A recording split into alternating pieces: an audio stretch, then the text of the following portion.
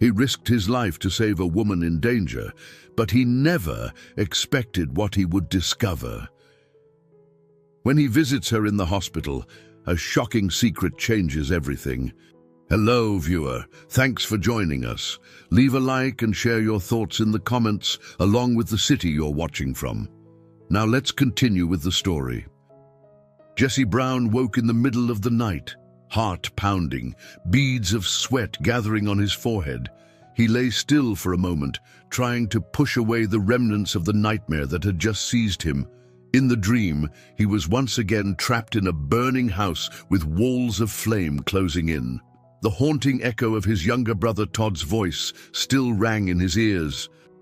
When he finally sat up, Jesse realized he had clenched his fists so tightly that his nails had left small crescent marks on his palms.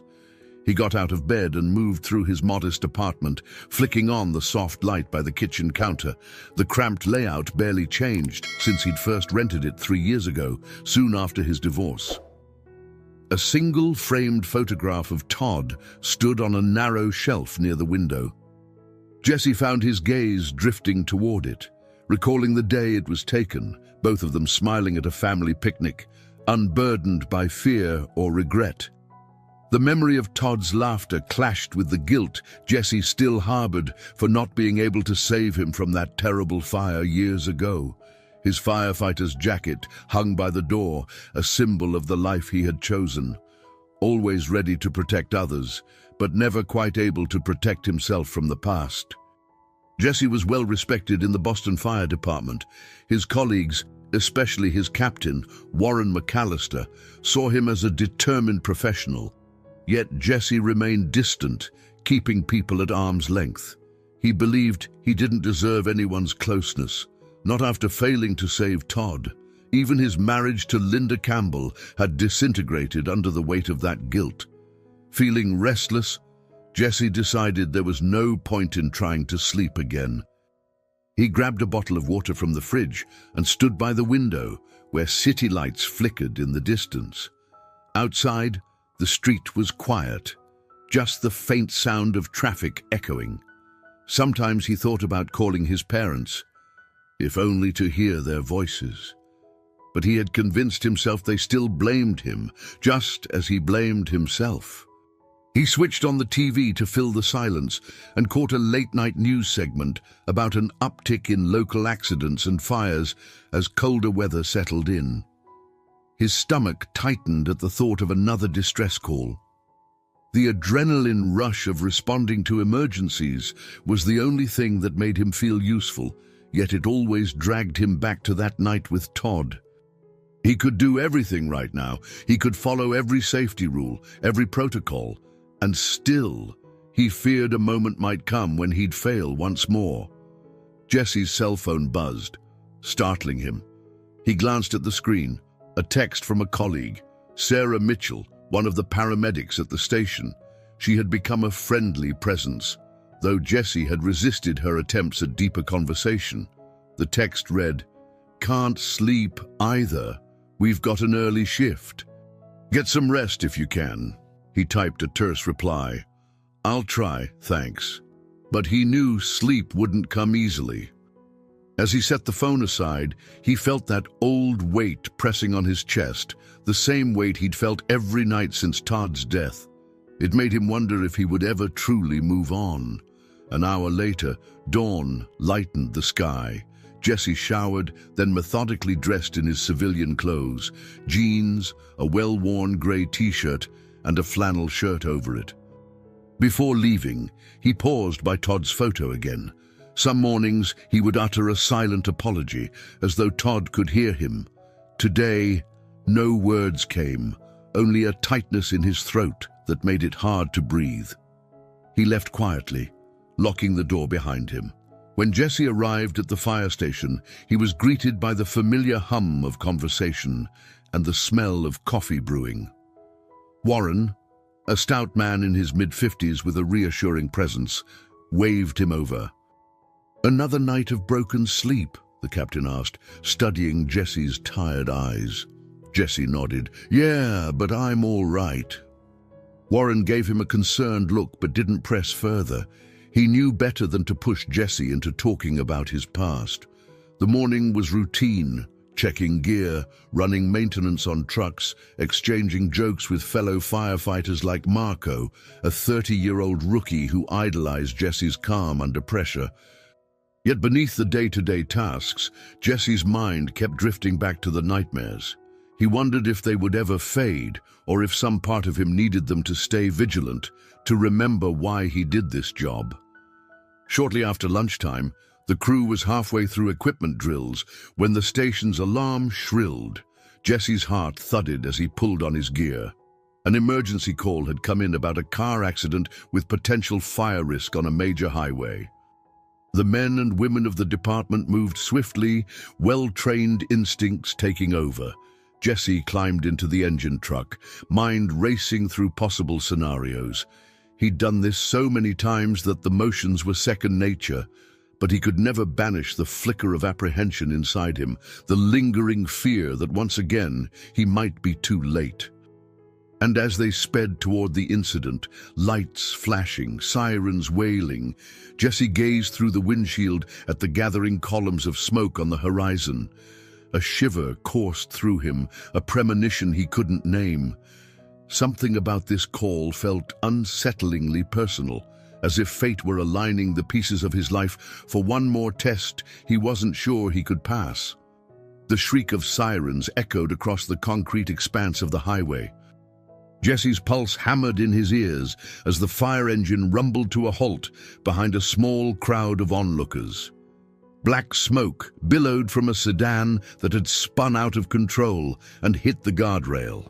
Flames licked the air around the crumpled hood, sending waves of heat across the pavement. Marco hopped off the truck first and sprinted to assess the scene. Jesse followed, pulling on his fire-resistant gloves and scanning for immediate hazards.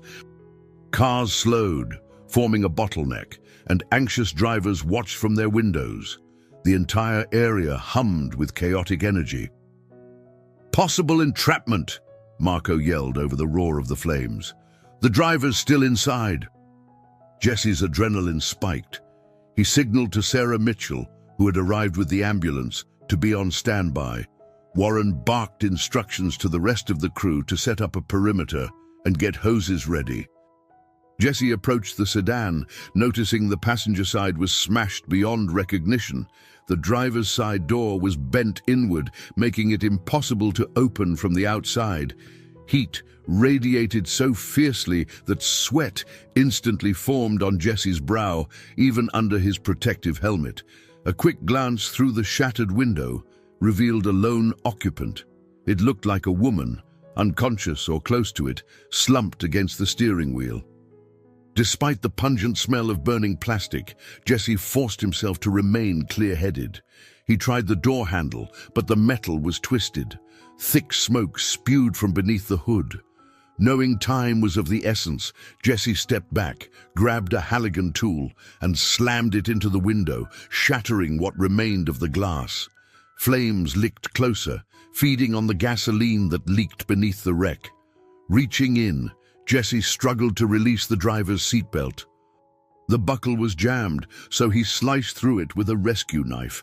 As he eased her head back, he saw that she wasn't fully unconscious. Her eyes fluttered, revealing a flash of terror and disorientation. "Stay calm," he said, voice steady despite the chaos. "I'm getting you out." She tried to speak, but only a faint croak emerged. Jesse maneuvered carefully, mindful of the debris and the sudden bursts of flames. When the seatbelt finally came free, he slid his arms beneath her shoulders, bracing her neck to prevent any further injury. A piece of twisted metal blocked his exit, and the heat grew intolerable. Outside, Warren and Marco doused the flames with water and foam, trying to buy Jesse more time. The woman let out a soft moan, and Jesse could see she was losing consciousness again. He shoved the metal debris aside with all his strength and freed enough space to pull her through the window. His protective gear offered some shield, but sparks flickered dangerously close. Warren helped them clear the final obstacle. Together, they eased the woman onto a stretcher that Sarah had set up. Her pulse was weak but detectable. Burn marks darkened one side of her jacket. She must have been struck by the searing heat after the collision. Sarah checked her vitals, and Jesse stood by, breath ragged. The crew put out the fire within minutes, preventing it from spreading to other vehicles. Police arrived to redirect traffic, and paramedics rushed the driver into the ambulance. Jesse found himself lingering, watching as the ambulance door slammed shut. He felt a sharp tug of concern, an odd kind of connection that was more personal than any standard rescue warranted. Back at the fire truck, Warren laid a hand on Jesse's shoulder. "Good job," he said, face grimy from smoke. "You got her out just in time." Jesse just nodded. His mind still swirled with the image of the woman's fearful eyes. He had saved countless people before, yet this time it felt different. There was a nagging sensation, as though this rescue would somehow matter more in his life than all the others. When the scene was finally under control, the crew piled back onto the truck. They returned to the station, greeted by applause from a few colleagues who had monitored the rescue via dispatch radio. Amid the camaraderie, Jesse remained unusually quiet. Sarah caught him staring into the distance and gently nudged him. "You all right?" she asked, voice low. "Yeah," he murmured, running a hand through his short hair. "Just something about the way she looked at me." Sarah offered a sympathetic smile. "Don't worry, you did your job, like always." Jesse appreciated the comfort, but felt an undercurrent of anxiety creeping in. That look in the woman's eyes, the momentary awareness between them, he couldn't shake it. He removed his gear in silence, his mind replaying the rescue over and over. He had no name, no context, just an insistent pull telling him that this was far from the last time he'd think about her. Early the next morning, Jesse stared into his mug of black coffee at the station's break room. The aroma was strong, but did nothing to lift the unease lodged in his chest. He'd barely slept the night before, unable to stop thinking about the woman he'd pulled from that flaming car. He wondered if she had any family, someone who would rush to the hospital and hold her hand. More than once, he considered driving to the hospital himself, if only to check on her condition. Warren entered with a newspaper tucked under his arm. He took one look at Jesse and shook his head knowingly. "You're still thinking about her, aren't you?" Jesse sighed. "I just keep hoping she's okay. She looked so terrified." Warren set the paper on the table. "You've handled hundreds of rescues. This one shouldn't be any different." But his tone held a gentle edge. He and Jesse both knew that sometimes a call resonated more deeply than others. As they talked, another firefighter passed by, calling out that the paramedics had left a message for Jesse. He excused himself and followed the corridors until he found Sarah writing up notes from the previous shift. She glanced up. "I heard you wanted some details," she said, reading the question in his eyes. "The victim's name is Helen Campbell. She's in serious but stable condition. They transferred her to Boston General last night." The moment Jesse heard the name, a faint chill moved through him. He couldn't pinpoint why it sounded vaguely familiar. Perhaps it was simply a coincidence. He offered a tight nod, grateful for the information. "Thank you," he replied, voice taut. Sarah studied him carefully. "Listen, Jesse, it's normal to feel attached after a rescue like that, especially when it was so close. But you need to take care of yourself too. You can't shoulder every outcome alone." He wanted to argue that he was fine, that he knew the difference between professional concern and personal entanglement. Yet the memory of Helen's frightened eyes refused to fade. Instead, he gave Sarah a quick smile and made his way back to the common area, where the other firefighters were busy with morning routines. A short while later, while cleaning the truck's hoses, Jesse's mind drifted to the day Todd died. It had been a residential fire well past midnight. Todd was trapped on the second floor when the building's structure collapsed. Jesse had tried to get to him, but the flames were too intense. By the time backup arrived, it was too late. That failure still carved out a space in Jesse's heart he hadn't been able to fill, no matter how many people he rescued. He paused, gripping the hose as if to steady himself. Every day as a firefighter was a reminder of Todd's final moments. Sometimes it felt like atonement, other times a torment he couldn't escape. His ex-wife, Linda Campbell, had been by his side then.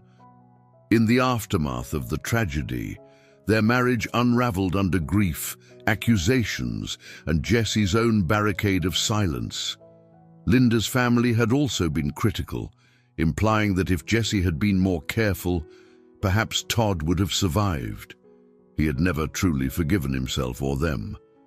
Shaking his head to dispel the painful recollection, Jesse pushed himself to focus on the present. He finished cleaning and secured the equipment for the next emergency call. Normally, that would be enough to occupy his thoughts, but Helen Campbell's name kept resurfacing. He found himself considering the improbable connection. Campbell wasn't that uncommon of a last name, but it still rattled him. By lunchtime, he was restless.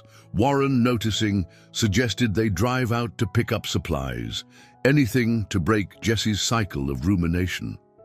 The short trip to a local hardware store allowed them to talk about sports, station repairs, and trivial matters. But even then, Jesse's mind wandered back to Helen. He imagined her lying in a hospital bed, alone and in pain.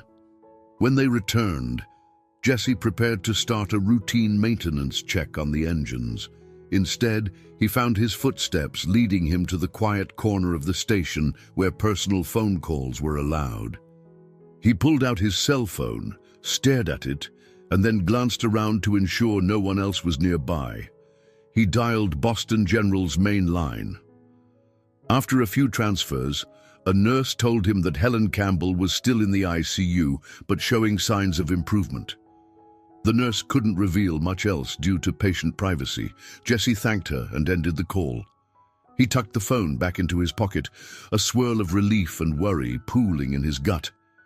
Helen Campbell was alive.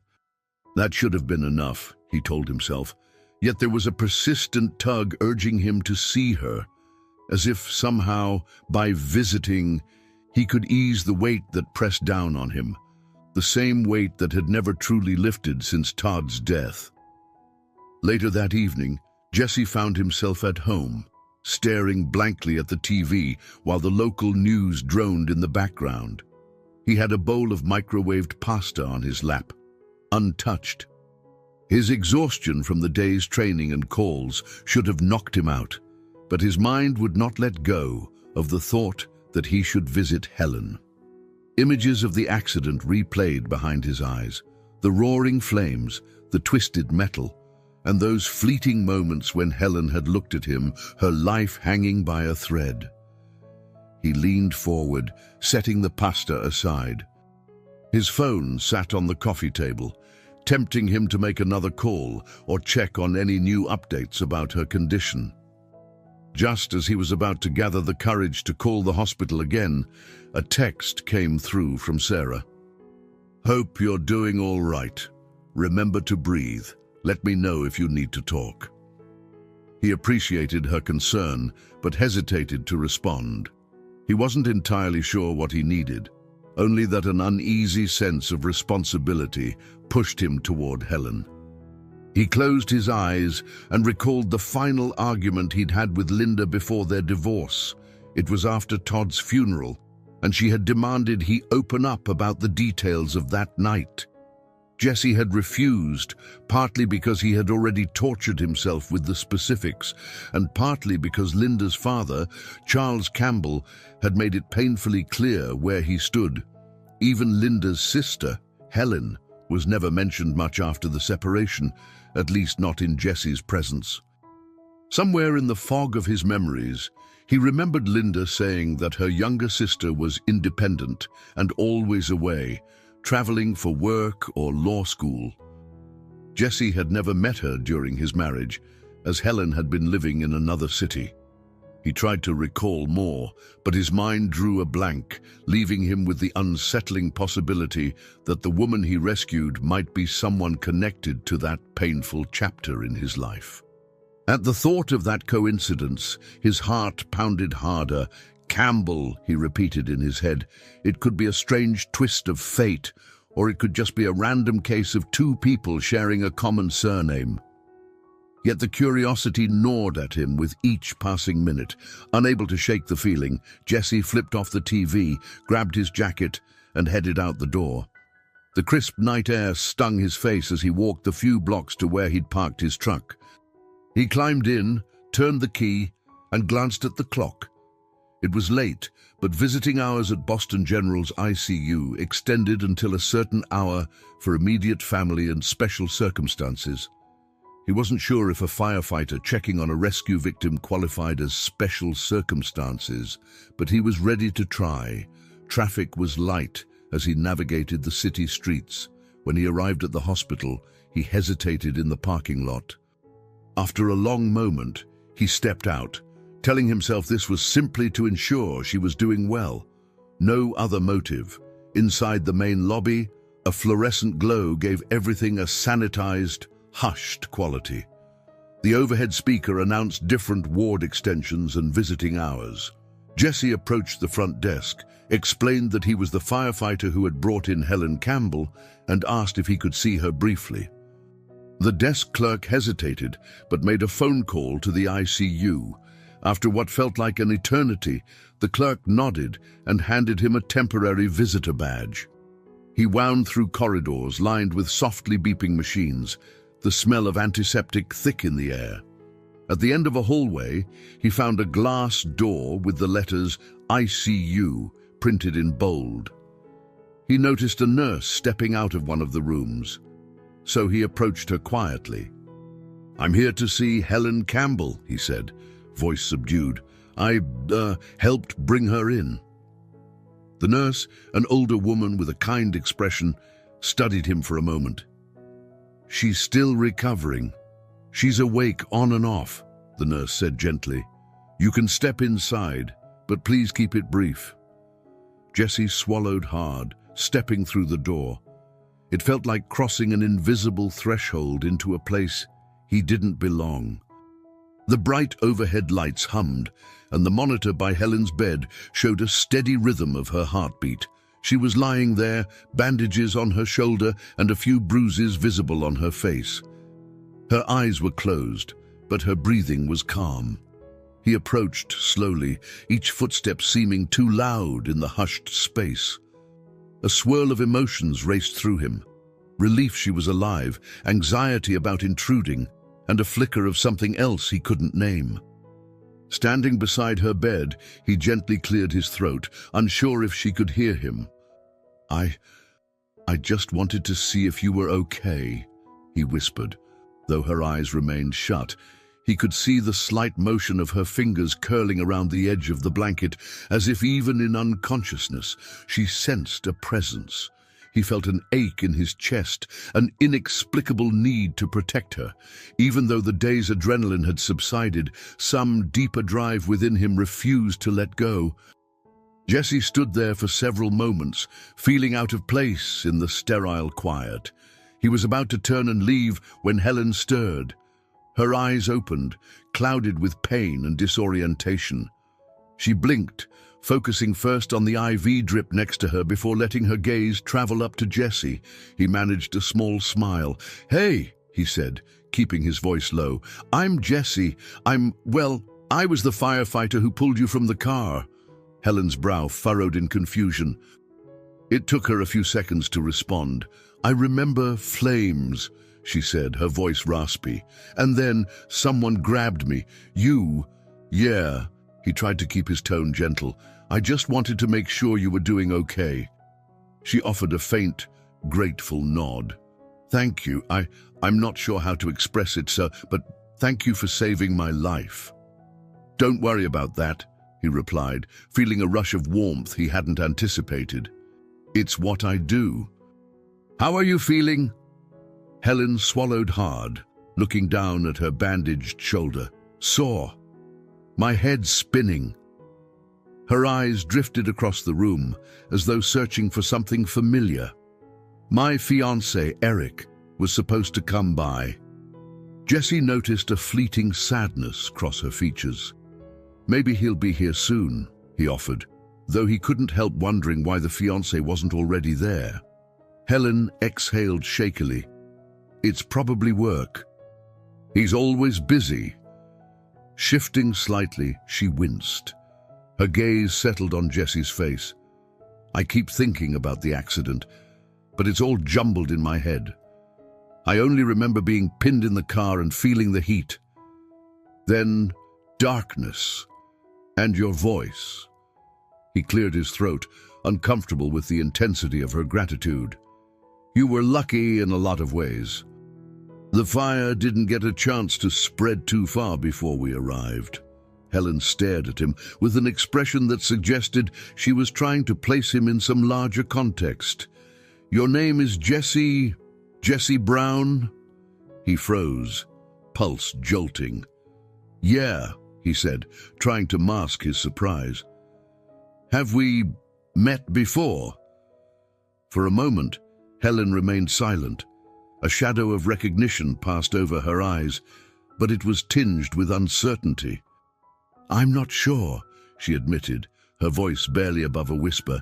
My last name is Campbell, Helen Campbell. The name lingered in the air. Jessie felt like the walls were closing in. He drew in a sharp breath, remembering his ex-wife, Linda, whose maiden name was also Campbell. His thoughts raced. It's a big city. Campbell is a common name. This could be a coincidence. But something deeper told him it might not be coincidence at all. Still, he forced a smile. Campbell, he repeated, making sure his voice stayed calm. That's nice. She caught the shift in his tone and narrowed her eyes a bit. Does that ring a bell? You look like you might know something. He shook his head, grappling for a neutral answer. I was married once, he said after a lengthy pause. My ex-wife's name was Linda Campbell. But you're probably not related, right? Helen's eyes grew wide, and the sudden tension in the room was palpable. She opened her mouth, tried to speak, but closed it again as if the words were stuck in her throat. Finally, she found her voice. Linda is my sister. It felt as if the temperature in the room plummeted. Jesse's breath caught in his chest. He stared at Helen, unable to form a coherent response. Linda had never shared much about her family, or at least not when they were together. He had known that Linda came from a prominent household, had a father named Charles, and an older sister he never met. He couldn't recall the details, but he hadn't imagined a scenario in which he would rescue that sister from a burning car years later. Helen looked equally rattled, her eyes flicking over Jesse's features as though seeing him for the first time. I had no idea, she managed, voice shaking slightly. Linda never mentioned... Her words trailed off as the realization washed over her. You were the brother-in-law I never met. They stared at each other, the hospital's beeping monitors filling the silence. For Jesse, the moment was surreal. All the old wounds and the painful memories of losing Todd, of being judged by Linda's family, collided with the relief he felt about saving Helen. He wondered if she, too, had heard the stories, whatever Linda and her family had said about him in the years since the divorce. His voice caught in his throat. This is a lot, he said, glancing at the door as if expecting someone to barge in and shatter the tension. Look, I just wanted to check on you. I didn't mean to dredge up anything. Helen's expression softened, mixed with shock and gratitude. I appreciate you coming by, I do. She took a shaky breath. There's so much to say, but I'm not sure where to start. Jesse pressed his lips together, nodding slowly. He was equally at a loss. The last thing he had expected from this visit was a connection to his ex-wife, and that entire painful chapter of his life. The nurse gently knocked on the door, reminding them to keep things brief. Before turning to leave, Jesse cast Helen one last look, seeing confusion and a hint of hope flickering in her eyes. He felt it too, a jumbled combination of relief that she was alive, disbelief at her identity, and something else entirely. The sense that life had just placed them both on a path neither could have foreseen. Jesse left the hospital room feeling the air thicken around him. The nurse at the ICU desk shot him a sympathetic glance as he returned the visitor badge. He was too preoccupied to notice much else, replaying the conversation with Helen in his mind. She was Linda's sister. It was a fact he still couldn't wrap his head around. When he stepped out onto the street, the chilly night struck him with a bracing force. He stood by his truck, exhaling slowly. A cluster of thoughts crowded into his head. Linda's accusations after Todd's death, her father's disdain, and now Helen, someone he had saved without knowing she was part of the very family that had once condemned him. He rested his arms on the hood of his truck, trying to steady his breath. The next morning, he arrived at the fire station earlier than usual, hoping to find some routine tasks to keep his mind off the revelation. He started his shift by double-checking the water pumps, then reviewing the station's readiness for the day. Marco noticed his tense demeanor. "Hey, man, you okay?" Marco asked, tapping him lightly on the shoulder. "Yeah, just didn't get much sleep," Jesse replied, keeping his tone clipped. A short while later, Captain Warren McAllister walked into the garage area with a stack of paperwork. He eyed Jesse's stiff posture. "You look like you're carrying the weight of the world," Warren remarked. "Everything all right after your hospital visit?"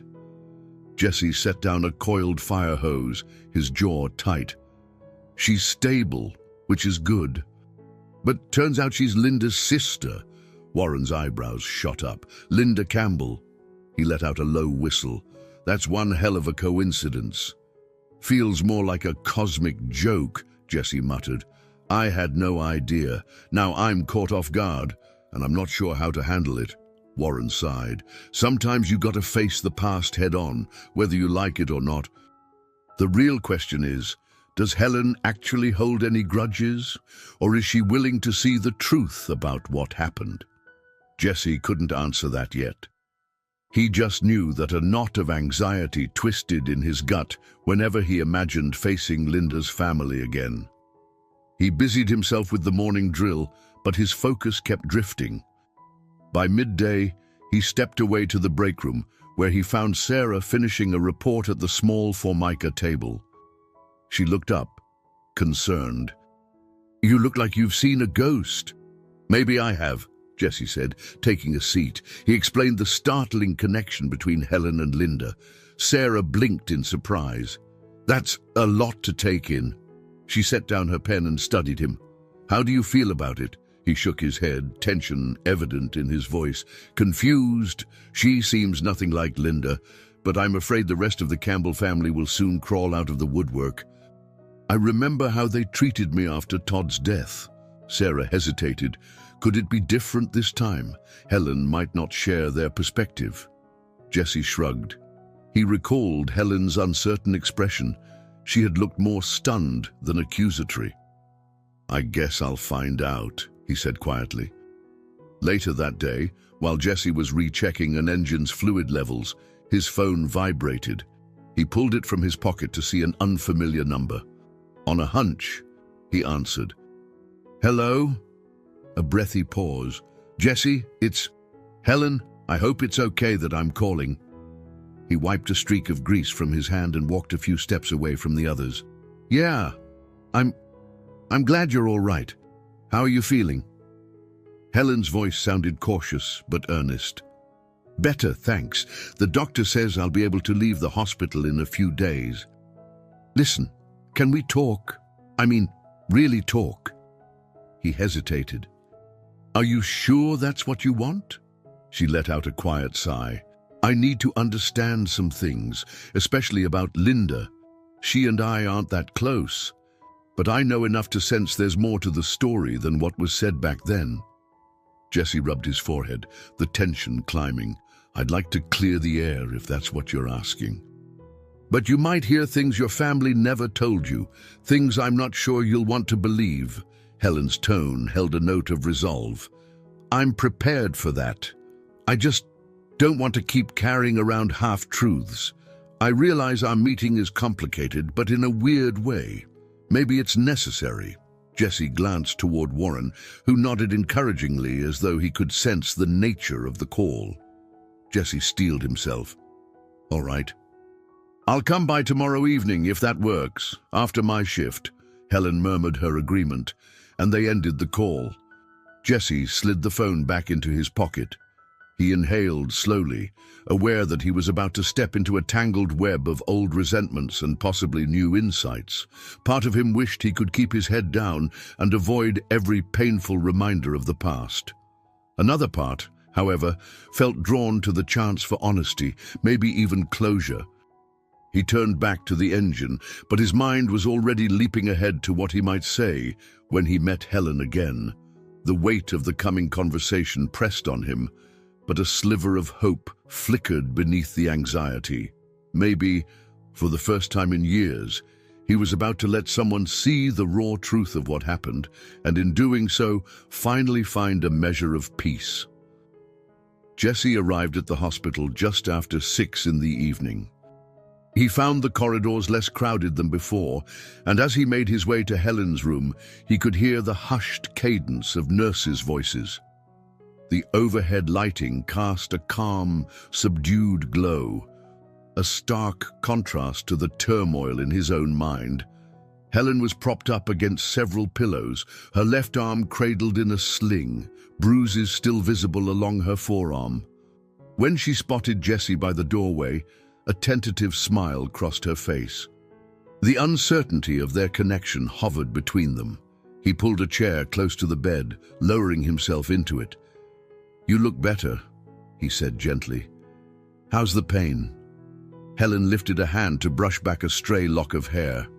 "Manageable, though the doctors say it'll be a while before I'm fully healed. I have some burns on my shoulder, but they're not as bad as they could have been."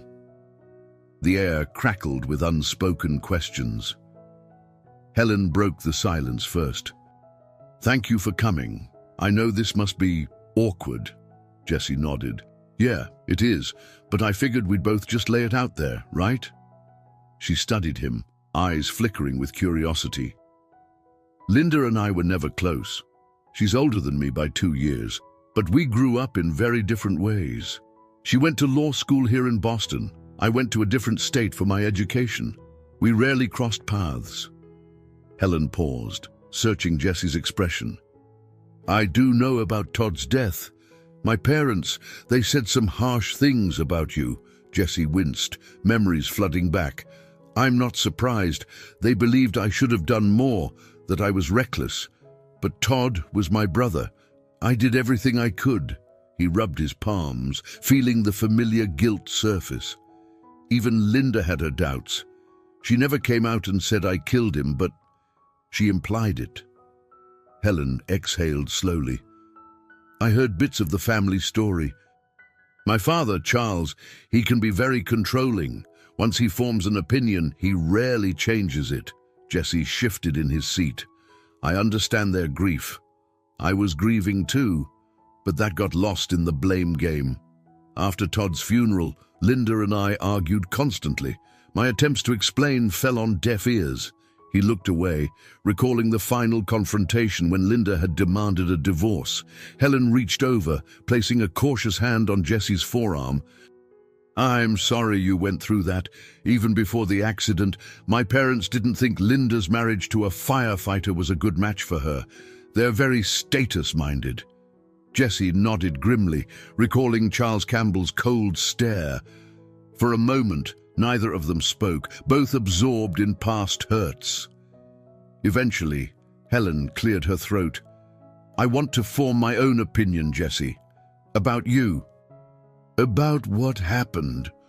He swallowed against the knot in his throat, hearing the sincerity in her voice. "And how do you propose we do that?" Helen's gaze dropped to the hospital blanket. "I'm not sure. I guess it starts with honest conversation. I wish I'd met you under different circumstances, not like this." She gestured to her injured body, then forced a small smile. "But I'm grateful you saved me." The atmosphere was thick with tentative understanding. Jesse felt a weight lift slightly off his chest. He realized he might finally have the chance to let someone from that family see him for who he truly was, beyond the blame. A nurse entered to check Helen's vitals, interrupting their exchange. Jesse stepped aside politely. He noticed the nurse's badge, Riley. She had a warm, motherly presence. After finishing up, she glanced at Jesse with kindly curiosity. "Visiting hours are almost over, but you can stay a bit more if Helen wants." Helen nodded. "Thanks, Mrs. Riley. I'd like that." Once the nurse left, Helen's features tightened slightly. "I'm expecting someone else tomorrow. My fiancé, Eric. He's been busy with work. He's a partner at a financial firm. My father approves, of course." Jesse raised an eyebrow. "Right." He recalled how Linda's parents had always wanted her to marry someone suitable. Helen grimaced, reading his thoughts. "I love Eric, or at least I thought I did. But in the last year, we've grown distant. Sometimes it feels more like a merger than a relationship." Jesse wasn't sure how to respond. He felt a pang of sympathy. The woman lying here clearly had her own battles, distinct from Linda's. "That's something only you can figure out," he said softly. "Just make sure you don't let anyone else live your life for you." She nodded, looking thoughtful. "I won't, and that's why I'm glad we're talking, even if it feels strange." They spent the next half hour sharing pieces of their histories. Helen's early years studying law in Chicago, Jesse's journey from volunteer firefighting in his hometown to a professional role in Boston. With each exchange, the tension eased. He glimpsed a woman who wasn't defined by the Campbell family's rigid expectations, and she saw a man still haunted by grief but determined to move forward. As the overhead speaker chimed to announce the end of visiting hours, Jesse knew he had to leave. He didn't want to overstay his welcome. Rising, he offered Helen a gentle nod. Neither of them had any illusions that the past was settled, but a tentative bridge had been formed, one that might lead them to truths neither had fully understood before. The next time Jesse visited the hospital, the atmosphere in Helen's room had changed.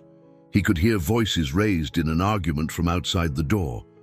The first was Helen's, calm but insistent. The second belonged to a man with a controlled yet irritated tone. Jesse hesitated, one hand hovering near the door handle. "Eric, I told you already I need some space to recover," Helen was saying. "This isn't about you. It's about us," the man retorted, voice clipped. "You nearly died, and you don't think I should be here as much as possible. Have you considered how this looks? You're alone with some firefighter." "That's enough," Helen cut in sharply. "He saved my life. And we've been talking, that's all." The tension in the room spiked. Jesse exhaled, steeling himself, then knocked softly. After a second, he opened the door, stepping inside to see Helen sitting up in bed, arms crossed. A tall, impeccably dressed man stood by the window, jaw clenched. His designer suit looked out of place against the hospital's sparse backdrop. Helen offered Jesse a faint smile. "Hey, good timing." Eric Whitmore turned, scanning Jesse from head to toe with an air of barely veiled contempt. His presence radiated the confidence of a man accustomed to getting what he wanted. "So this is the firefighter," he said, eyebrows raised. "Eric Whitmore. I'm Helen's fiancé." Jesse nodded politely, feeling the hostility roll off Eric in waves. "Jesse Brown, it's nice to finally meet you." Eric made no move to shake hands. Instead, he turned back to Helen. "We were just discussing her safety," he said pointedly. "She doesn't think a private nurse or a safer facility is necessary. I disagree." Helen's lips pressed into a firm line. "You disagree with me a lot these days," she muttered. Then she looked at Jesse. "Can we talk alone?" A flicker of anger flashed across Eric's face. "You want me to leave?" "Please, Eric, I'll call you later," Helen replied, her tone holding a quiet finality. With a tight nod, Eric gathered his suit jacket from the chair. Before leaving, he paused near Jesse, lowering his voice. "I don't know what your game is, Brown, but don't get too comfortable. Helen and I are engaged, and that's not going to change." Jesse swallowed back an instinctive retort. He simply returned Eric's glare evenly. Once the door closed, he let out a breath he hadn't realized he was holding. "He seems protective." Helen sighed. "Overbearing might be a better word. My father adores him. He's exactly the kind of man Charles Campbell wants for me. Wealthy, respected, and politically well-connected." Jesse moved closer, noticing Helen's tightened posture. "That doesn't sound like your first choice." She didn't reply immediately, seeming to weigh her words. "When Eric and I first got together, things were different. We had fun. We respected each other's goals. But as time passed, he became more focused on how our marriage would elevate his status. My father encouraged it. I guess I just fell into line." Jesse nodded, recalling how Linda had once tried to conform to her parents' expectations. "Does Linda know you're engaged?" Helen smirked. "Linda offered congratulations when we announced it at a family gathering, but we haven't really spoken about it. She's got her own career and life. We've never been close enough to share much." Jesse shifted uncomfortably. "I can relate in a way. I never felt accepted by your parents." Helen studied him. "You married Linda despite that." He shrugged. "She made me believe it wouldn't matter. Then Todd died, and everything changed." They both fell silent, reflecting on how external pressures could warp relationships. Jesse wondered if Helen was trapped in the same cycle, obligated to please her father, living a life that didn't suit her. Eventually, Helen cleared her throat. "About Linda." She hesitated. "Have you spoken to her at all since we found out who we are to each other?" Jesse shook his head. "I've avoided contact with her for a long time. There was nothing left to say after the divorce. She blamed me for Todd's death. Her family never wanted me around." Helen exhaled. "I see. Well, Linda came by this morning, but she left quickly. She didn't seem thrilled to learn that you and I have been talking. She said she needed to discuss some things with me later." A knot of unease formed in Jesse's stomach. "I can't imagine she's happy about this." Helen managed a small smile. "To be honest, I don't think she's furious at me. It's more like she's warning me. She said something about how you can't let go of the past, but I'm starting to suspect she's the one who can't let go." Jesse let that settle for a moment. He glanced at the IV drip attached to Helen's arm. It reminded him of how vulnerable she was right now, injured, with conflicting voices all around her. "Look," he began quietly, "I know this is your personal life, but if you ever need help, let me know. I don't want you feeling cornered by anyone, not Eric, not your family, no one." Helen gazed at him, her expression softening. "You barely know me, Jesse. Why would you care so much?" He shrugged, struggling to articulate the tangle of emotion in his chest. "Because I saved you once," he said finally, his eyes meeting hers. "And maybe I just don't want to see you hurt, in any sense of the word." Something unspoken passed between them, an acknowledgement that their lives had become unexpectedly intertwined. The beep of a hallway monitor broke the hush. Outside, a nurse wheeled in a supply cart, reminding them they weren't in a world of their own, but a hospital bustling with staff and patients. Helen reached for a cup of water on the bedside table. "Thanks," she said softly, taking a slow sip. "I might just accept that offer, depending on how things go." Jesse nodded, realizing this was more than just another rescue.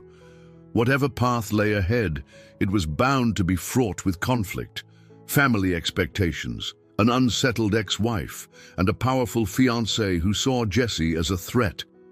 Yet despite it all, he couldn't deny the sense that he was exactly where he needed to be at this moment, for Helen and perhaps for himself.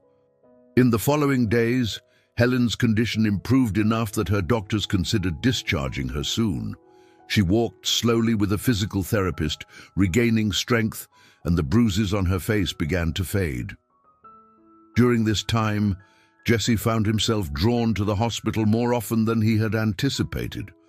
Not every visit involved conversation. Sometimes he just stood by her room's doorway, exchanging a nod or a faint smile when she was too tired to talk.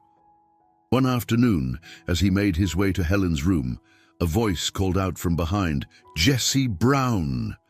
He turned to see a man in a plain grey suit, mid-40s, with a police badge clipped to his belt. "Yeah, John Matthews, Boston PD detective," the man said, extending a hand.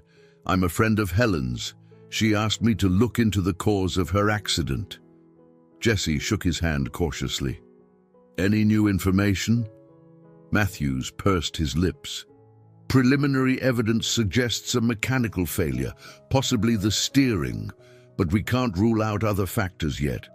Helen mentioned you saved her. She's lucky you got there so fast." Jesse nodded. "That's the job. If you find anything else, let me know. She deserves answers." The detective agreed and walked off, leaving Jesse with the sense that Helen had allies beyond just her family, people who genuinely cared about her well-being. It was a reassuring thought, considering the tension with Eric and Linda.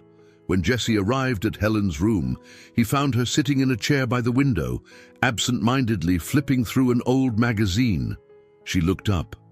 "Hey," she greeted with a tentative warmth. "John talked to you." "He did," Jesse replied, taking a seat nearby. "You asked him to investigate." Helen nodded. "Something felt off about my car that day. My brakes were screeching before the crash. It might be nothing, but I'd rather be sure." They chatted briefly about the accident, then fell into a more personal discussion.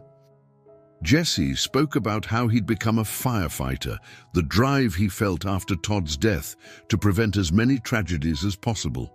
In turn, Helen described her early desire to become a lawyer, fueled by a passion for justice that sometimes put her at odds with her own family's more pragmatic approach to life. "Funny," Jesse remarked.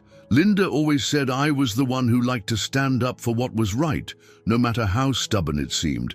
Maybe that's something you and I share, ironically." Helen chuckled. "That's ironic indeed. Maybe that's why we haven't clashed yet."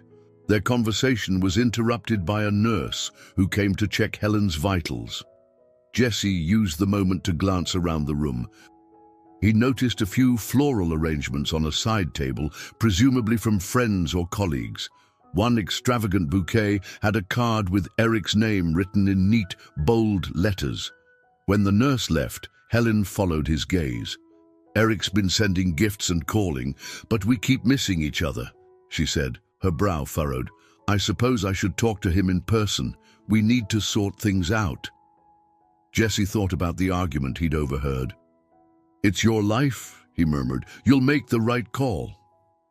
She studied him, eyes searching. "It means something that you believe I can make the right decisions for myself." He shrugged. "Everyone else in your life seems to have their own agenda for you. Your dad, Eric, even Linda. Maybe you just need someone who doesn't expect anything except for you to be you." The corner of Helen's mouth curved into a faint smile. "I appreciate that." "Really?" They were interrupted by footsteps echoing in the corridor. Linda Campbell appeared at the doorway, face taut with tension. She had the same sharp features as Helen, though her eyes carried a flicker of resentment when she noticed Jesse. Helen invited Linda inside with a polite nod. Jesse stood, intending to leave and give them space, but Helen motioned for him to stay. Linda took a seat on the edge of Helen's bed, crossing her arms. "You seem better," Linda observed, her tone guarded. "I am," Helen responded. "Thank you for visiting." A strained pause settled in. Linda's gaze flicked to Jessie, then back to Helen. "I'm guessing Jessie told you about the past," Linda said tersely. Helen nodded, bracing herself. "He told me about Todd, about the fire, about how you and Dad reacted." Linda pressed her lips together. "Yes. Well, we all had a hard time. Maybe we said things in anger, but Todd was family. We expected Jessie to, I don't know, we expected miracles, I guess." Jessie felt a surge of indignation, but kept quiet. Helen's expression grew more serious. "I understand grief does strange things to people, but I needed to know the full story." Linda looked at Jessie, something like regret mingling with defensiveness in her eyes. "I see you're not letting this go." Jessie cleared his throat, trying to speak calmly. "Helen deserves the truth, not a version shaped by blame." Another silence descended, heavy with unsaid apologies. Helen glanced between them, seeming to sense the weight of their history. Finally, Linda rose, shaking off her hesitation. "Helen, you can call me if you need anything. My schedule is packed, but I'm just a phone call away." She shot Jessie a final, unreadable look before stepping out into the hallway.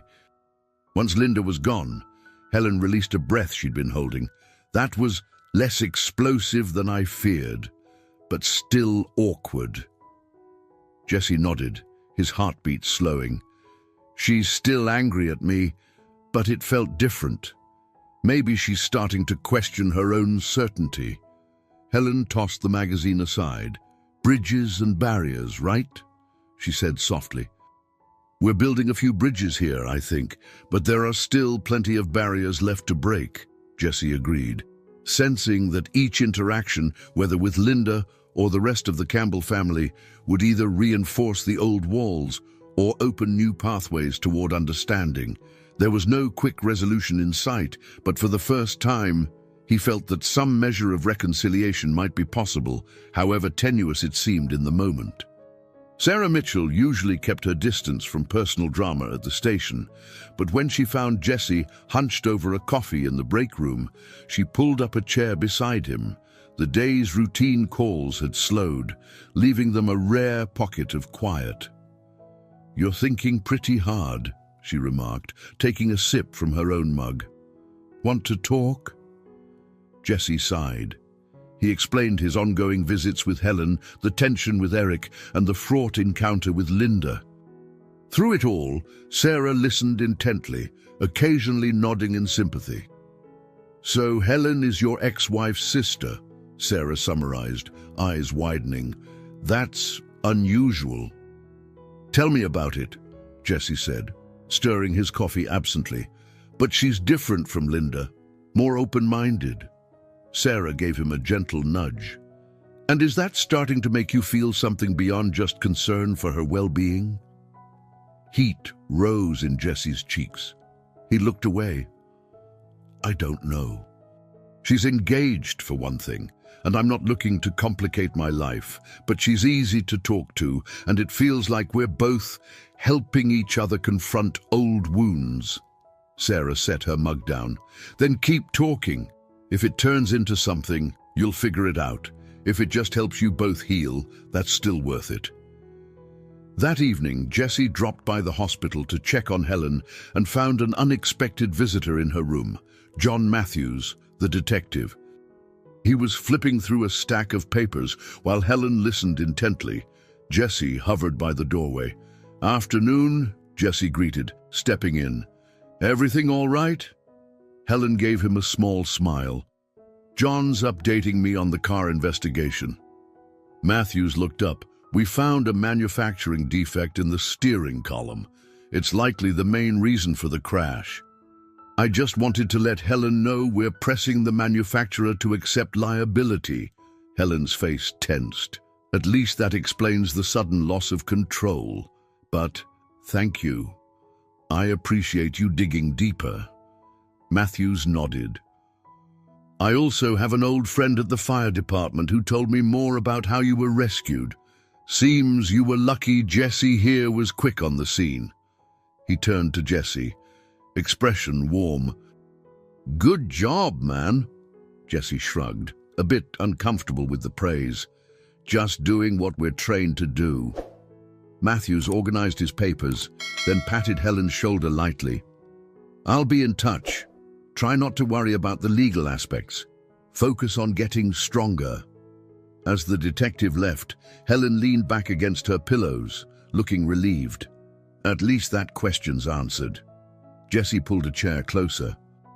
That's good news, right? Helen nodded, fiddling with the hem of her blanket. Yes, in a way, but it doesn't change the fact that my life feels shaken up. My engagement, my family issues, it's all in flux. And then there's you. He blinked at the note of uncertainty in her voice. Me? She paused, choosing her words carefully. The fact that you're the one who saved me, someone I was probably supposed to dislike because of old family drama, has changed things. I'm trying to figure out what it means for me, for Eric, for Linda. Jesse's stomach knotted. I can't answer that for you. Helen's eyes flicked to him. No, but you can be honest about how you feel. A subtle tension charged the air. Jesse rubbed the back of his neck, recalling Sarah's suggestion that he face his emotions head-on. Okay, he said, voice low. I care about you, and I want you to be safe. We've talked more than I ever did with Linda at the end. But I'm also aware that you have a fiancé and a life that doesn't necessarily include me. Helen exhaled slowly. He and I need to talk. A real conversation, not just the surface-level pleasantries or arguments. After that, maybe I'll know where we stand. Jesse nodded. For what it's worth, I'm not pressuring you to do anything, but if you need someone to talk to, someone who's not in your family's pocket, I'm here. The gratitude in her eyes was evident. Thank you. Before the conversation could delve deeper, they heard a soft knock. A familiar face peeked around the door. Captain Warren. Jesse shot upright, surprised. Warren stepped in, glancing around the hospital room with a fatherly air. Didn't mean to interrupt, he said, but I figured I'd drop by to see how our recent rescue is doing. Helen smiled politely. Thank you for coming. I owe all of you my life. Warren chuckled. We all do our part, but Jesse's the one who took the lead.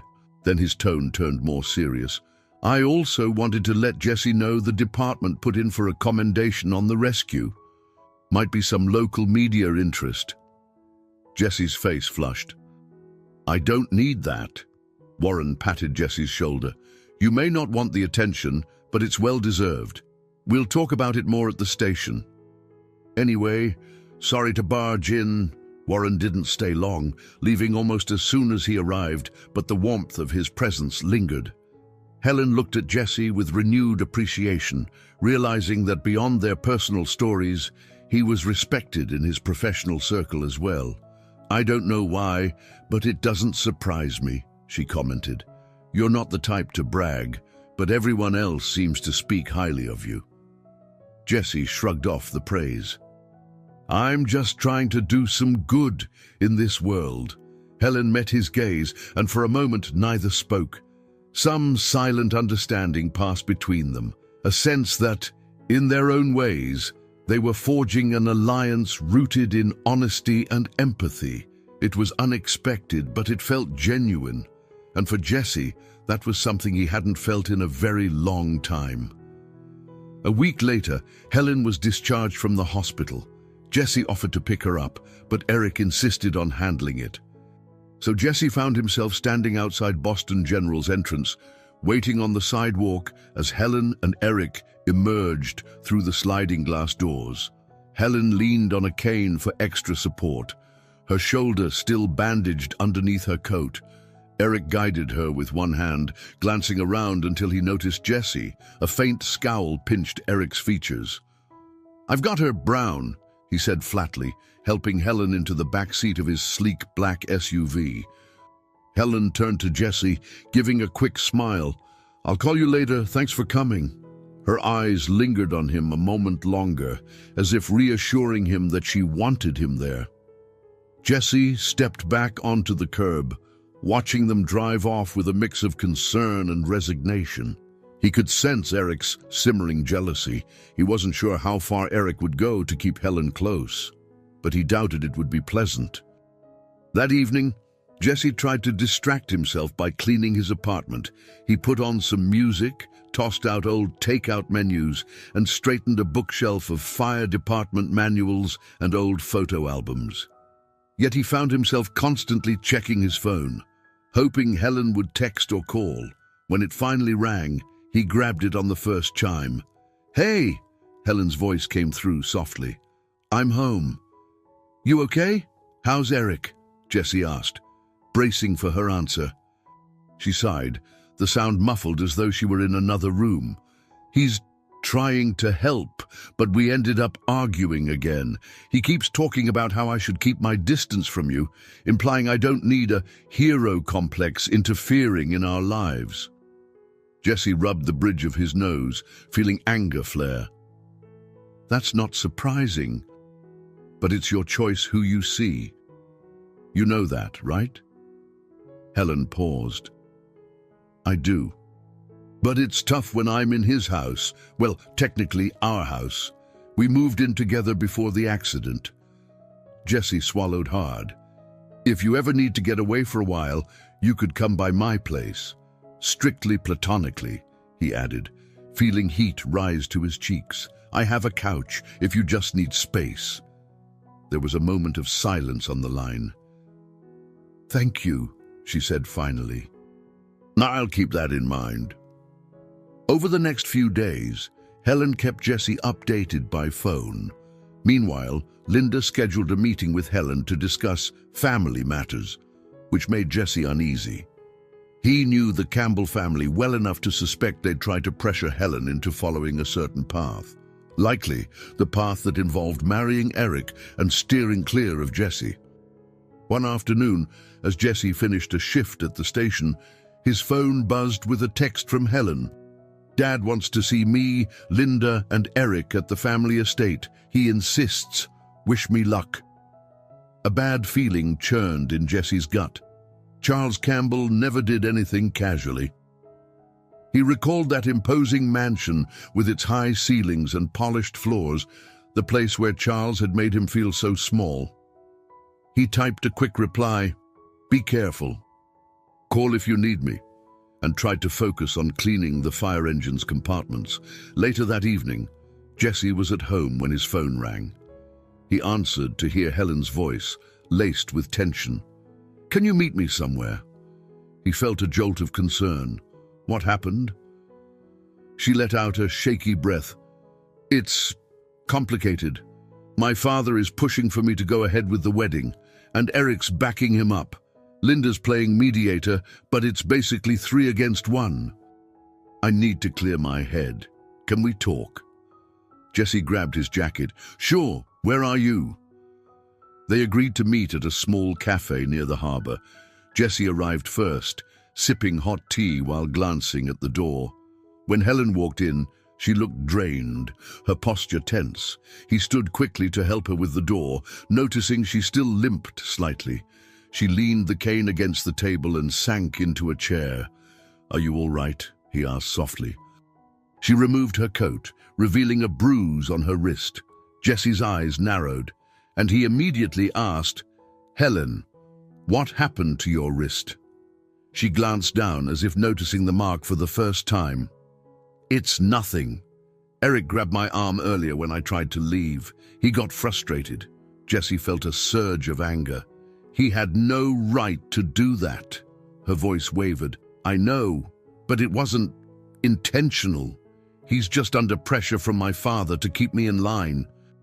They both keep saying I'm confused, that I'm throwing away a good life because of some firefighter who saved me." She looked at Jesse with pained eyes. "I'm sorry." He shook his head. "You have nothing to apologize for." They spoke in hushed tones. the cafe nearly empty except for a barista cleaning up behind the counter. Helen recounted the confrontation at the Campbell estate, her father's insistence on finalizing wedding plans, Eric's growing impatience, Linda's half-hearted attempt to calm everyone. Finally, Helen sighed. "They want me to stop talking to you. They say it's stirring up too many old issues." Jessie reached for her hand, a gentle, reassuring touch. "I can stay away if that's what you want. But only if it's truly your choice." She met his gaze, her eyes shimmering with tears she was fighting to hold back. "That's just it. It's not what I want, but I'm not sure how to break free from their expectations.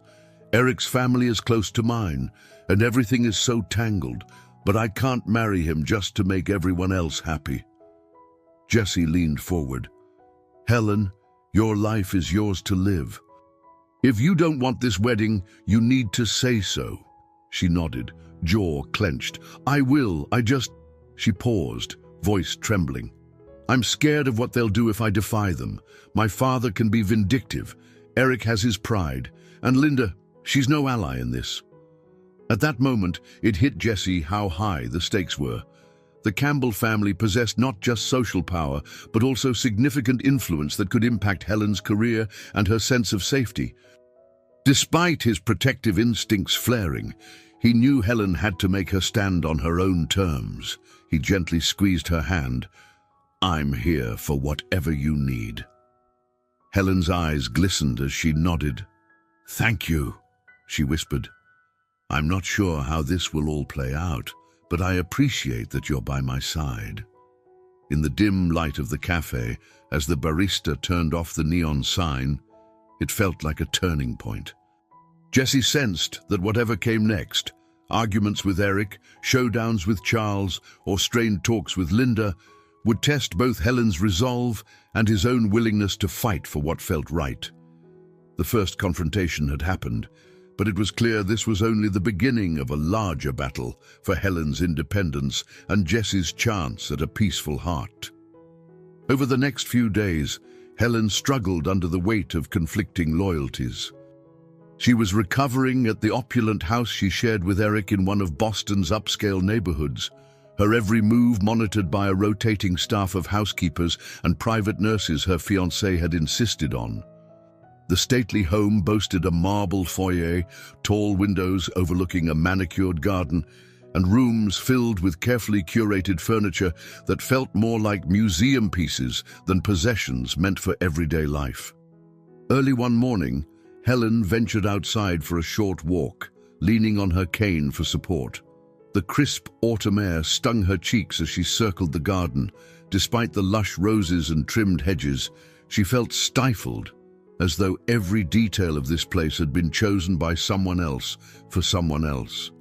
She paused near a stone bench, recalling how Eric's generosity had once impressed her, how it had seemed like a grand gesture of love. Now it felt more like a gilded cage. Not long after, she got a text from Jessie asking if she was feeling better. She replied with a brief reassurance, secretly grateful for his concern. They hadn't seen each other in person since their conversation at the cafe. She found herself missing the honesty of their talks. With him, she could acknowledge that her life was in turmoil without fear of being judged. Later that afternoon, she sat in the living room, an elegantly decorated space where she'd once hosted events with Eric to showcase their perfect partnership. Now it felt hollow. Eric was off at his firm, leaving her to recover alone. She was about to doze when Linda showed up unexpectedly. Dressed in a tailored suit, Linda walked in with the self-assurance of someone used to winning arguments in court. Helen tensed. "Did Eric call you?" Linda shook her head, setting her briefcase on a chair. "No, I came because Dad wants an update. He's concerned about the wedding plans, or lack thereof. He asked me to talk to you." Helen braced herself. "There's not much to say. I'm still healing, physically and otherwise." Linda took a seat across from her, crossing one leg over the other. "Helen, you're free to make your own decisions, but Dad expects a certain standard." This wedding is more than just a personal affair. It's practically a merger between two influential families. Postponing it indefinitely is going to raise questions. A flicker of frustration crossed Helen's face. What about what I want?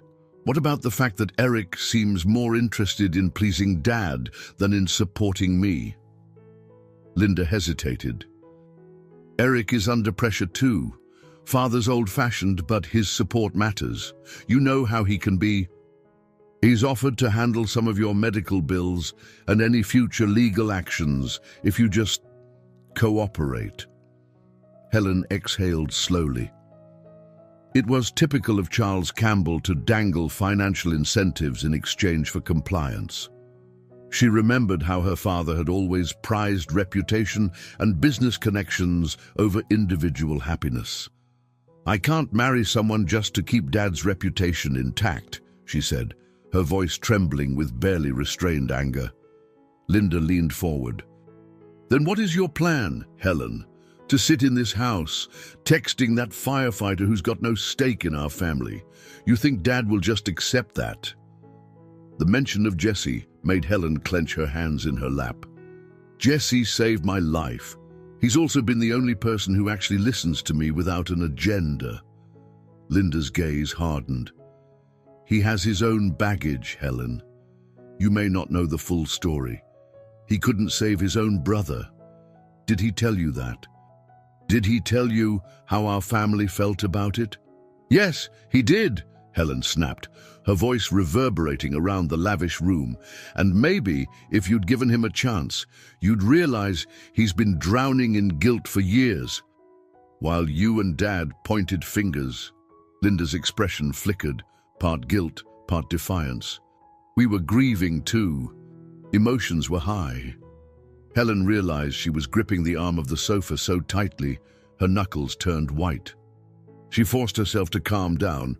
Look, I'm not saying I'm in love with Jesse, but I am saying I won't shun him just because Dad and Eric disapprove. I owe him at least my respect and my gratitude. A tense silence fell between them. Eventually, Linda sighed and stood, gathering her briefcase. You're my sister, Helen, and I do care about you. But be careful. If you push Dad too far, he'll cut you off in more ways than one. This family can be unforgiving. Helen watched Linda walk out, a knot tightening in her chest. She thought about the choices laid out before her: marry Eric to maintain the family's favor, or break away and risk their wrath.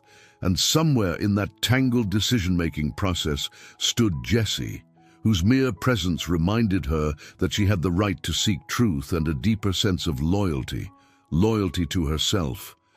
As the front door closed behind Linda, Helen felt the chill of the empty house settle on her shoulders. She reached for her phone, her heart pounding with conflicted emotions. The rift between her and her family had grown, and it was clear that each step she took now would be a test of how far her loyalty could stretch and whether she had the courage to prioritize her own life over everyone else's demands. Jesse was on shift at the fire station when he got a call from Warren. The captain's gruff voice crackled through the station's PA system, directing Jesse to come to his office. Curious, he hurried down the corridor, passing rows of red lockers and gleaming fire gear neatly arranged for the next emergency. Inside Warren's cramped office, the blinds were half drawn, letting in strips of daylight. Warren motioned for Jesse to sit. "Got word from a friend at City Hall," he began, leaning back in his squeaky chair. "Charles Campbell's been asking some pointed questions about you, your record, your performance. Any reason he'd be digging?" Jesse felt a flash of heat behind his eyes. "Charles is Helen's father," he said carefully. "We've never gotten along. He blames me for a family tragedy." Warren scratched his chin. "So he's pressing around, maybe looking for dirt to tarnish your reputation." "Sounds like him," Jesse admitted. The captain's face hardened in sympathy. "Look, you've got a clean record here, but Campbell's a powerful man. Keep your head down. Do your job. If anything fishy comes up, let me know." Jesse nodded, thanking him for the warning. As he walked out, a heaviness settled over him. He'd nearly forgotten how ruthless Charles could be in protecting his family's image. Jesse suspected Charles had learned of Jesse's renewed contact with Helen and saw it as a threat. After finishing paperwork, Jesse ran into Sarah in the station's communal kitchen. She was pouring coffee into a travel mug, eyes bright with concern. "Heard you got called in by Warren," she said. "Everything all right?" Jesse sighed. "Charles Campbell is poking around, probably trying to find a way to undermine me." Sarah frowned. "That's harassment. If he crosses a line, you can file a complaint." He nodded, though he knew it wasn't that simple. Charles had the resources to make subtle attacks that wouldn't easily meet the threshold of a formal complaint. And the last thing Jesse wanted was a public scandal that might drag Helen's name into it further. Later that day, after his shift ended, Jesse headed to a modest diner near the station, Kelly's, a spot famous for homemade pies and thick milkshakes. He slid into a booth and, after a moment's hesitation, texted Helen, "Heard your dad's been asking about me. You okay?" He expected a delayed response, but his phone buzzed almost immediately. "Yes, I'm fine. Sorry about Dad. He's overstepping." Jesse relaxed slightly. At least she wasn't avoiding him. He ordered a slice of apple pie and was halfway through when the door swung open, and to his surprise, Linda walked in. She spotted him right away and approached. In her smart business suit, she looked every bit the accomplished attorney. Jesse braced himself for a confrontation, but she slid onto the seat opposite him without asking, her posture tense but not hostile. "I figured I'd find you here," Linda said evenly. "You used to come here all the time after your shifts." Jesse set down his fork, heart pounding. "So, what can I do for you?" She exhaled sharply. "Helen's upset. She's talking about canceling her wedding. Dad is furious. She won't listen to me, and she sure won't listen to him." "I see," Jesse said slowly, "but why come to me?" Linda's gaze flicked to the table. "Because she trusts you. Despite everything, she sees you as an honest person who actually cares about her, not the family's agenda." Jesse felt a mix of relief and discomfort. "So you want me to convince her to marry Eric?" "No," Linda said, shaking her head. "It's her decision, but you and I both know Dad won't handle defiance kindly. I'm worried that if she goes through with this, he'll cut her off completely. Her work, her finances, everything could be jeopardized. I don't want her hurt." Jesse studied Linda's face.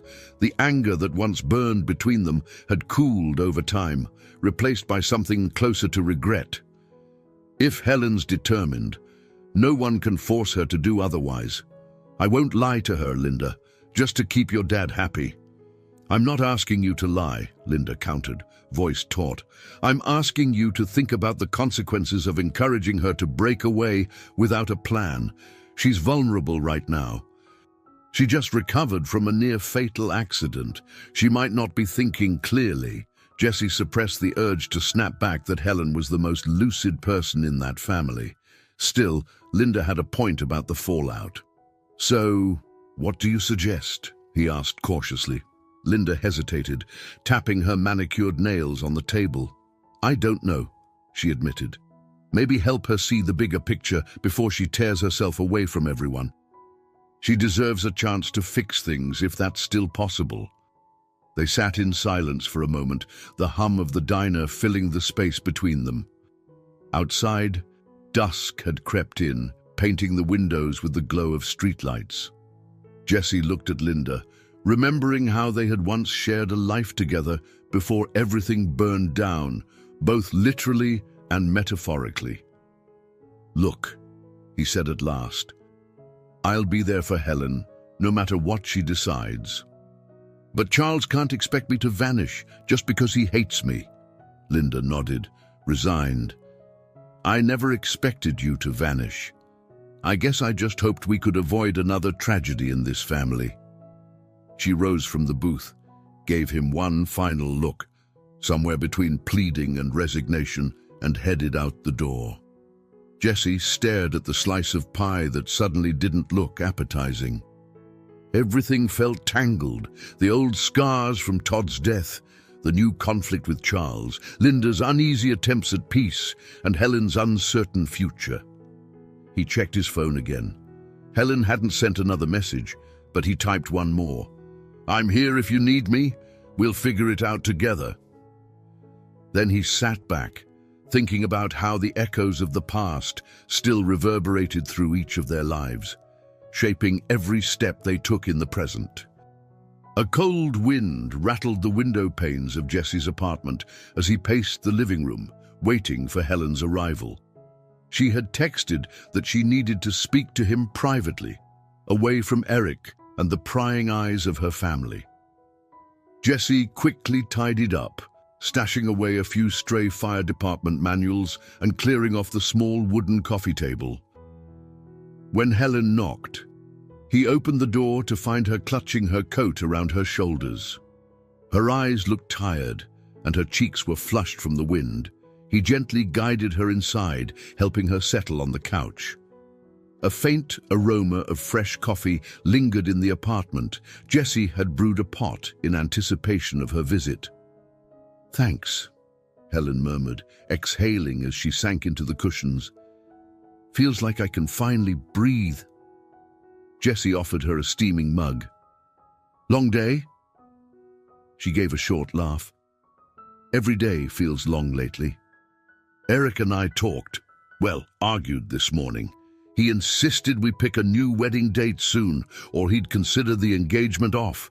It was a threat more than anything else." Jesse leaned forward, resting his elbows on his knees. "And how do you feel about that?" A mix of frustration and sadness flickered across her face. "In some ways, it might be a relief if he ended it, but I still hate the idea of a huge, messy fallout. My father will have a field day with it." They sipped coffee in silence for a moment. Outside, the streetlights cast a soft glow through the windows. Finally, Helen set her mug down, looking at Jesse intently. "I need to know where you stand, Jesse. Our conversations have helped me a lot, but I realize I might be leaning on you more than I should." Her voice wavered, betraying vulnerability. "I'm not sure I can navigate this alone, but I also don't want to drag you into my battles if you don't want to be there." Jesse felt his chest tighten with empathy. "I'm not going to pretend this is easy," he said slowly. "There's a lot of history with your family, but I'm not walking away, Helen. You matter to me." A faint smile touched her lips. "That means more than you know." As they talked, the tension in the room softened. Helen confided that she'd begun to question everything: her career goals, the kind of law she practiced, even the path that led her into Eric's world. She confessed she'd once dreamed of helping people in more direct ways, taking on pro bono cases for disadvantaged clients, but her father had steered her toward corporate law, praising its prestige. Eric had encouraged that path too, and she'd followed along, never pausing to ask herself if it fulfilled her. "And now," Jessie asked, genuinely curious. She breathed in deeply. "Now I'm wondering if I can reorient my life, do something that aligns with my conscience. Maybe that means stepping away from the corporate firm.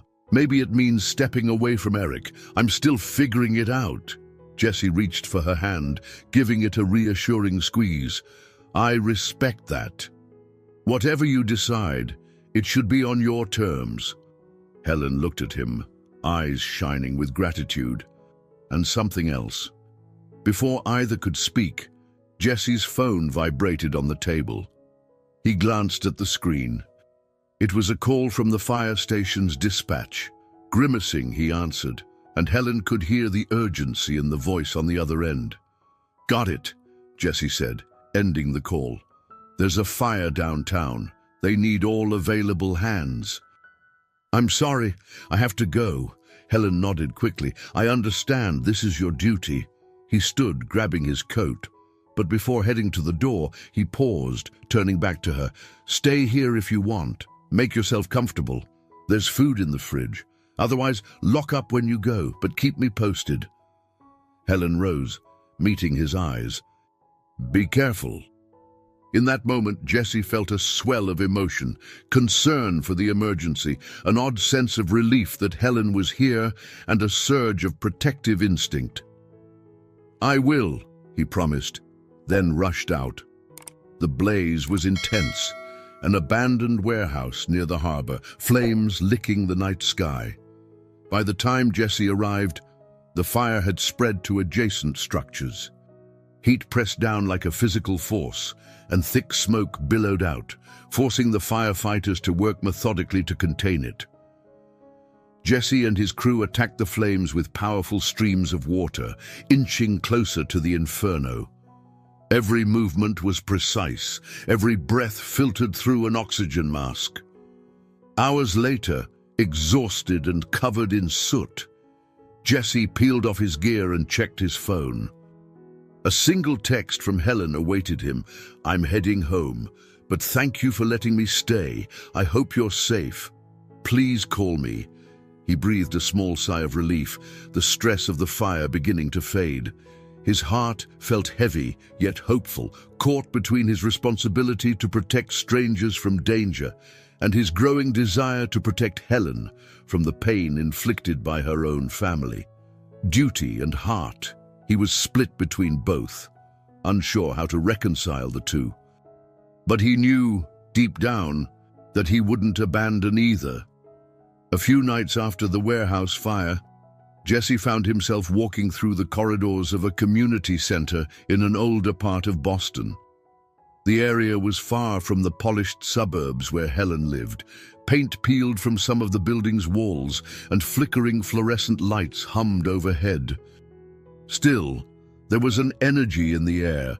Children's laughter echoed from a distant room, and volunteers bustled about, organizing supplies for a local food drive.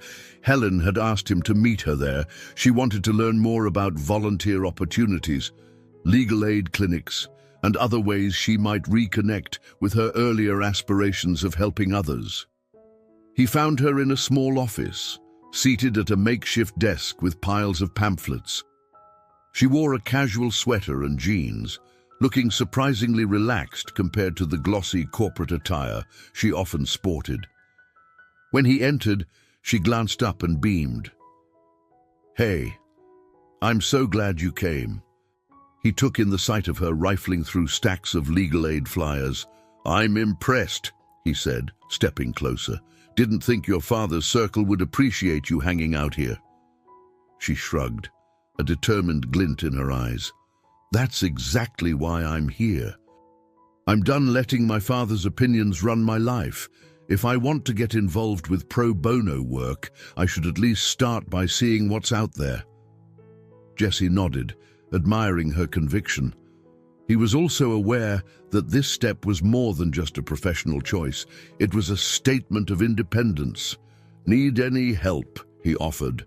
Helen handed him a set of folders. "Yes, please. Can you alphabetize these?" "They're applications for clients who need representation in housing disputes." They worked quietly for a while, sorting and categorizing. Occasionally, their eyes would meet, and a warm undercurrent passed between them, an unspoken recognition that they shared a mutual purpose beyond mere conversation. A tall woman with braided hair, dressed in a modest blouse and skirt, poked her head in. "Helen, hi, I'm Cynthia, the coordinator here." "Good to meet you in person." Helen smiled, introducing Jesse. "This is Cynthia Rose. She's been giving me a crash course in how the center operates.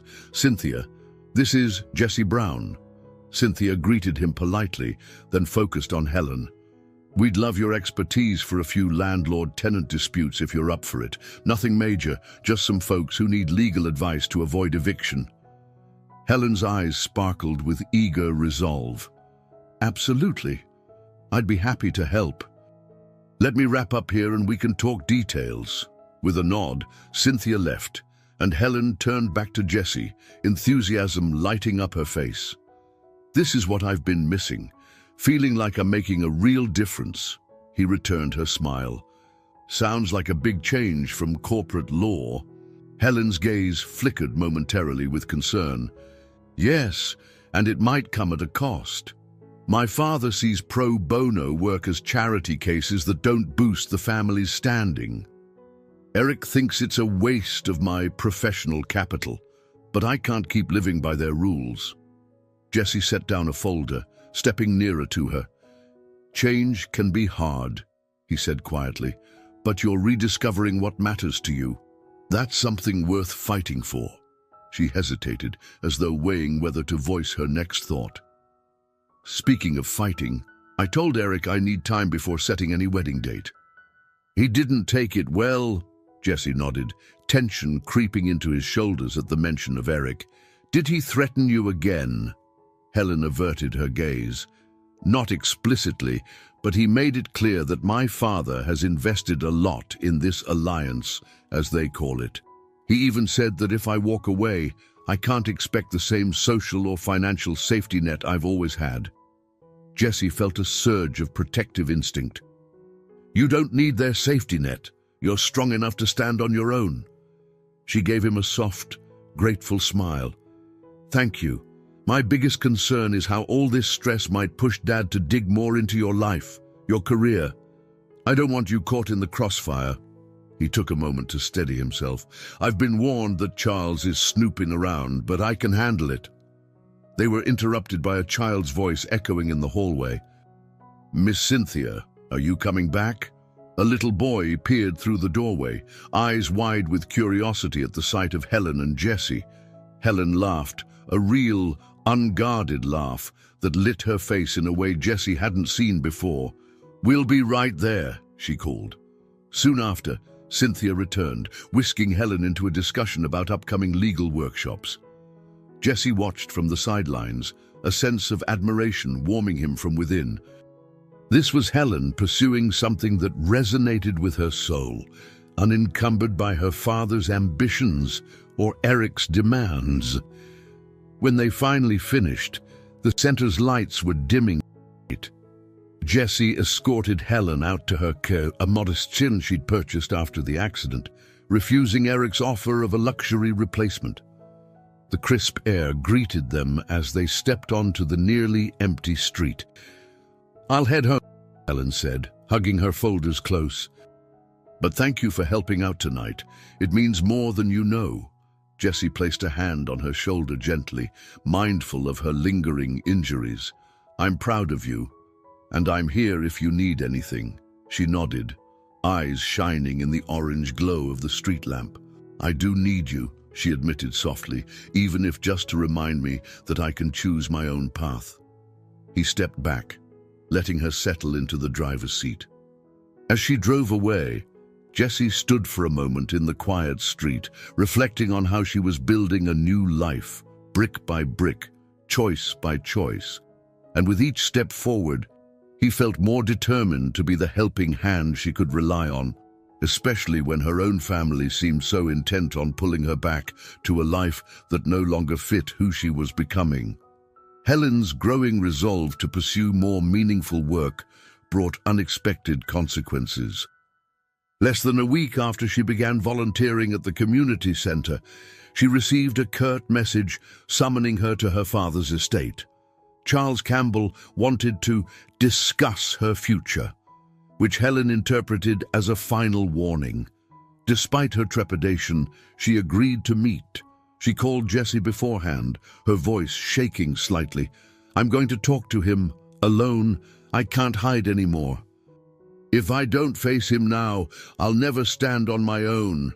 Jessie offered to accompany her, but she politely declined, explaining that she needed to confront her father herself. Still, his heart pounded in worry for her as he pictured the austere mansion and Charles's commanding presence.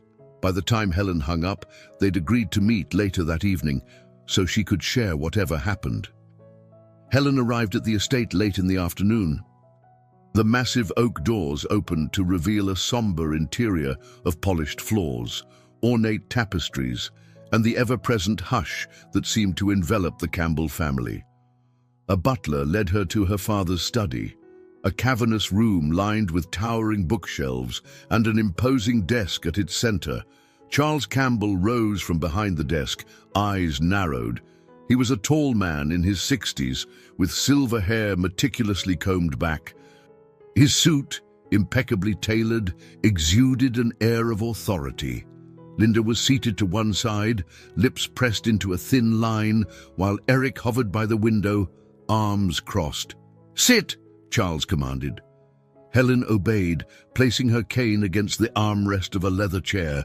She could feel 3 pairs of eyes on her, assessing her every move.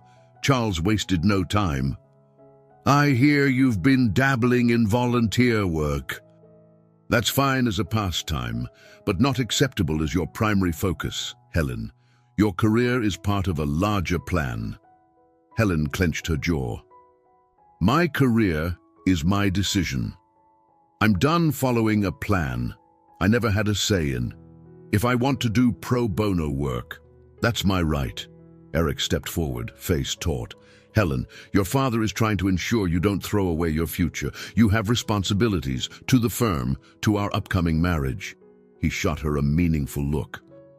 "And to me," her pulse hammered, but she forced her voice to stay firm. "I'm not sure there is an upcoming marriage, Eric. Not unless you respect my choices." A chilling silence filled the room. Linda glanced away, looking as though she'd prefer to be anywhere else. Charles's eyes flashed with anger. "I forbid you from dissolving this engagement," he said, words clipped. "It is a matter of family honor now. Our name is at stake, and I will not have it dragged through the mud because of your whims." Helen steadied herself. "Your honor doesn't give you the right to live my life for me." Charles slammed a hand on the desk. "Whims? Is that what this is about? Or is it about Jesse Brown, the man who failed to protect his own brother? Are you so enamored with him that you'd humiliate this family again?" A tremor of anger shot through Helen. She stood, leaning on her cane, eyes blazing. "Stop using Todd's death as a weapon. Jesse has done nothing but show me kindness, and I won't be bullied into a marriage that only benefits your social standing." At her words, Eric let out a bitter laugh. "So you'd choose that firefighter over me?" Helen faced him, voice resolute. "I'm choosing myself. You've made it clear that our relationship is more about appearances than actual support." Charles's expression hardened, a storm of fury in his eyes. "If you walk away from this, if you choose to continue rebelling, you'll be cut off. No financial support, no family events. Don't expect your trust fund or any advantage that comes with the Campbell name." Helen felt her stomach drop, but she forced herself to remember the sense of purpose she'd found at the community center, the genuine conversations with Jesse, and the growing conviction in her heart. "So be it," she said quietly, refusing to let her voice falter. She turned to Linda, who had remained silent. Their eyes met, and for a moment, Helen thought she saw a flicker of sympathy in her sister's gaze, but Linda said nothing. Without another word, Helen limped toward the door. Her cane tapped against the polished floor, echoing in the stunned silence. When she reached the hallway, she paused, breathing hard. In that moment, she realized there was no turning back. She had shattered the facade her father had so carefully crafted. That evening, Jesse waited in the same cafe where they'd once met to talk about the accident. It was quieter this time, the evening crowd dwindling. When Helen finally arrived, her face was drawn with fatigue, but a resolute light shone in her eyes. She settled into the booth across from him, and he could almost feel the weight she carried. Yet beneath the exhaustion, a kind of liberation radiated from her posture. "It's done," she said softly, meeting his gaze. "I told them all I'm out." He reached across the table, taking her hand in his. She gripped his fingers tightly, as though anchoring herself to a new truth, one that would require courage, sacrifice, and perhaps a leap of faith neither of them had fully anticipated. And in that quiet moment in the cafe, they both understood they were stepping toward something unknown, guided only by a shared resolve to seek the truth, no matter the cost. Helen woke the next morning with a mixture of conviction and unease.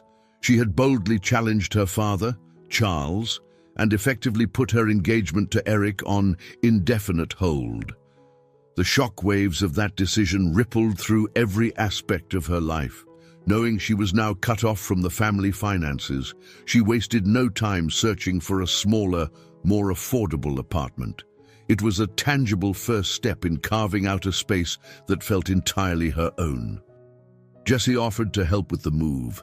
Late in the afternoon, he parked his truck in front of the upscale house Helen had once shared with Eric. Standing on the doorstep, he felt the full weight of the tension between Helen and the people inside. The front door finally opened to reveal Eric in a crisp, button-down shirt, looking as though he'd just come from the office. His jaw clenched when he saw Jessie. "She's in the living room," Eric said coldly. Without another word, he walked down the hallway, leaving Jessie to step in alone. Helen appeared, a half-packed box in her arms. She set it down with obvious relief. "I thought I could carry more than I can," she said, forcing a small smile. "But I keep forgetting my shoulder still aches." Jessie nodded sympathetically. "Let me take care of the heavy stuff."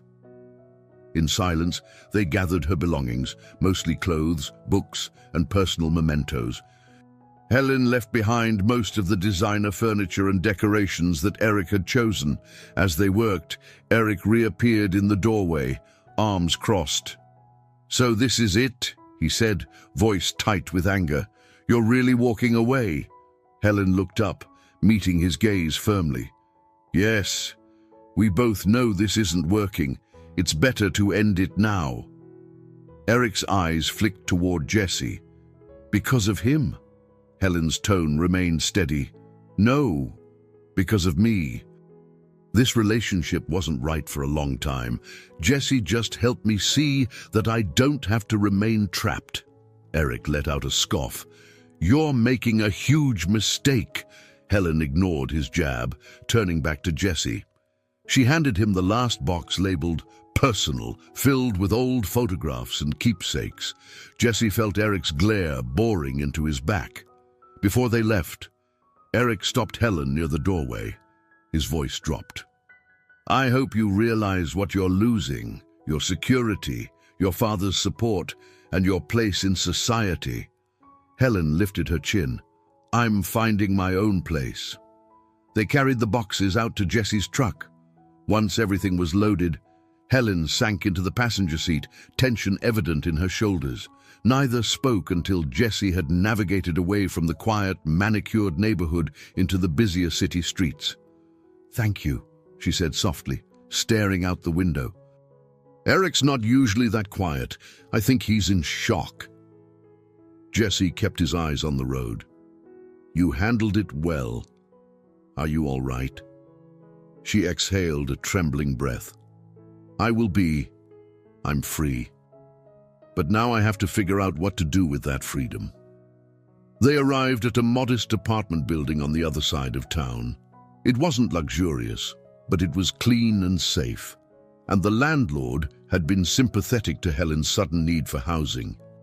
A small hallway led to a living area with windows that overlooked a bustling street corner.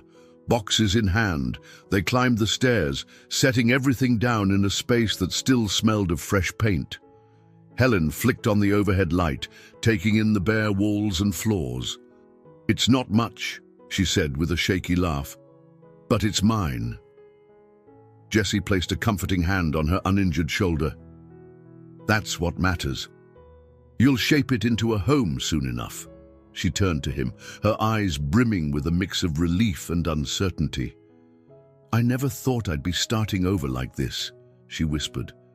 "But I'm strangely excited, also terrified." He understood the feeling, recalling how he'd moved into his own sparse apartment after Todd's death and his divorce from Linda. Sometimes there was freedom in the emptiness, room to rebuild without the baggage of the past. "I get it," he said softly, "but you're not alone in this."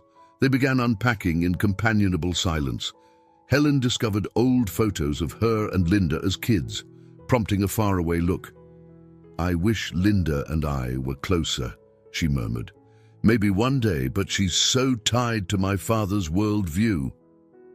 Jesse nodded, recalling Linda's guarded expression during their recent encounters.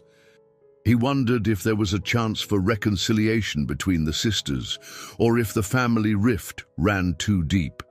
By the time they finished stacking boxes against the living room wall, night had fallen. City lights twinkled through the windows, casting the apartment in a warm glow. Jesse and Helen stood near a window, shoulders almost touching, gazing out at the lively street below. "I guess this is the first real confrontation," Helen said, voice subdued. "Walking away from Eric, stepping out of my father's shadow. I know there's more to come, but this was a big step." Jesse met her eyes, sensing the surge of both fear and determination stirring inside her. "You made the right choice," he said gently, "even if it's a hard one." For a moment, they were simply two people standing together, reflecting on how one monumental decision had reshaped their lives. And though the road ahead promised to be fraught with obstacles, from Charles's backlash to the unresolved tensions around Todd's death, there was no denying the quiet power in Helen's decision to face this confrontation head-on. In the weeks that followed, Helen's new routine settled into place with surprising ease. She balanced her part-time corporate work, what was left of it, with her volunteering at the community center. Despite her father's threats, she still held her license to practice law, and a few sympathetic colleagues discreetly sent small cases her way, giving her the opportunity to build a modest client base of her own. Her evenings were quieter now. Instead of attending formal dinners with Eric or social events orchestrated by Charles, she found herself alone in her sparsely furnished apartment. On one such night, she sat cross-legged on the floor, a single lamp illuminating the room, sifting through old documents related to Todd's tragic fire. She wanted to piece together the timeline of events, understand more fully why Linda and Charles had blamed Jesse so vehemently. Photos of Todd, smiling and carefree, formed a stark contrast to the final report of the blaze. Helen's eyes traced the official statements. No evidence of negligence on the part of the first responders. Fire spread rapidly due to buildings' outdated wiring and a lack of sprinklers. She found no indication that Jesse was at fault, only references to structural hazards that had made the rescue nearly impossible. As she pored over the details, her phone buzzed. A text from Jesse. "How are you holding up tonight?" She typed back a quick reply. "Reading old reports. Trying to understand everything." His response came almost immediately. "Call me if you need to talk." Helen set the phone aside, hugging her knees to her chest. She couldn't shake the nagging sense that there was more to the story, something unspoken or hidden in the tension that still clung to Linda and Charles whenever Todd's name came up. But she also knew that the deeper she dug, the more she risked unearthing painful truths that could fracture her family beyond repair. The following afternoon, she visited the fire station on impulse, hoping Jesse might have a break. She found him in the station's gym, where he was finishing a workout, a light sheen of sweat on his brow. He gave her a warm smile that reached his eyes. "Hey," she greeted, lingering by the door. "I'm not interrupting, am I?" "Not at all," Jesse replied, setting down a dumbbell. "What's up?" She hesitated, then handed him a small folder containing copies of the fire reports. "I've been reading these. I see nothing that suggests you were at fault. So why do my father and Linda act like you let Todd die on purpose?" His expression darkened slightly. "They never outright said it was on purpose. It was more that I should have done something, some miraculous feat to save Todd." He wiped his face with a towel. I was only a volunteer firefighter at the time, but I was the first on scene. By the time the professionals arrived with more resources, the fire was out of control. Helen heard the pain in his voice. "I'm so sorry," she whispered. "No one should have to carry that alone." Jesse looked at the folder in her hands, a muscle twitching in his jaw. "Why are you digging into this?" She sighed, moving closer. "I'm learning that my family can twist narratives to fit their needs. I don't want to build my life on their version of the story. I want the truth." He nodded, exhaling slowly. "So do I. But the truth may not bring closure the way you think it will." Helen opened her mouth to reply, but the station's alarm blared. Jesse grabbed his gear, giving her an apologetic look as the call for an apartment fire crackled over the intercom. "I have to go," he said, pressing the folder back into her arms. "Please don't let this consume you. It's already cost us both so much." Before she could respond, he dashed off, disappearing behind the engine truck. Helen stepped aside as the firefighters hurried to their vehicles, hearts pounding, adrenaline coursing. The overhead lights flickered red in warning, and the blare of sirens echoed moments later as the engines sped out of the station. Alone, amid the organized chaos, Helen felt a rush of respect for Jesse's life on the front lines, always ready to charge into danger for others. It was a stark contrast to the calculated world of her father's business dealings, where manipulation was wielded with the same urgency Jesse used to save lives. She tucked the folder under her arm and left quietly, thoughts churning. The deeper she dove into these reports, the more she realized how complicated guilt and grief could become when intertwined with power and influence. She also recognized how fragile Jesse's sense of peace was, bound up in proving he'd done all he could to save Todd. That night, as Helen sat alone in her apartment, she sifted through more documents, determined to piece the puzzle together. She recalled Linda's cryptic comments, her father's veiled threats. A suspicion formed in the back of her mind. Perhaps the real reason they blamed Jesse was that admitting the fire was uncontrollable would also mean admitting they themselves could not have changed the outcome. Powerless in the face of tragedy, they'd needed a scapegoat. Closing the folder, Helen pressed her hands against her eyes. Weary but resolute, she had hoped these papers would provide clarity, yet they left her with deeper questions. For Jesse's sake and her own, she had to keep pushing forward, balancing the weight of the past with her newfound resolve to live openly, truthfully, even if that meant confronting the family she once believed she could never defy. Helen stood in her small kitchen, whisking eggs in a bowl while the sun streamed through the window. It was early, and the city outside was just waking up. She wasn't usually one to cook a big breakfast, but this morning felt different. She wanted to mark a new chapter in her life, a life defined by her own choices. A soft knock at the door signaled Jesse's arrival. She opened it to find him holding a small bouquet of daisies. "These seem cheerful," he said by way of greeting, stepping inside. Helen smiled, placing the flowers in a spare glass. "Thank you. It's good to see you." She motioned for him to sit, then poured coffee into two mismatched mugs. They chatted about small things first, her volunteer work, his latest rescue run, until Helen finally set down her mug. Her expression turned serious. "I need to share something with you," she began. "I've been reading every document I can find about Todd's fire, including the official reports and statements from your fellow volunteers." She paused, studying his reaction. "I keep coming to the same conclusion. You did everything you could. There was no way to save him once that structure began collapsing. So why is my family so insistent on blaming you?" Jesse's shoulders tensed. "Because it's easier for them to have someone to blame. If they acknowledge the uncontrollable factors, then they have to accept Todd's death as a random tragedy." He sipped his coffee, eyes clouded with old grief.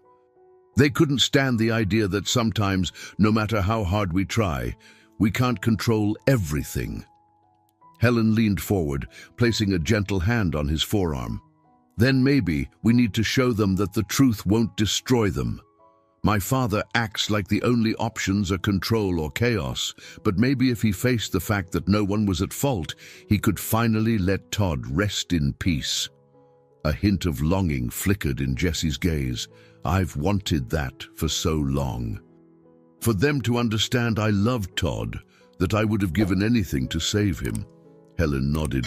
Then we work toward that. I don't know if they'll listen, but we can't keep letting their narrative tear you down. They finished breakfast with a renewed sense of unity. It was as if they'd both quietly decided to stand side by side against the weight of the Campbell family's anger.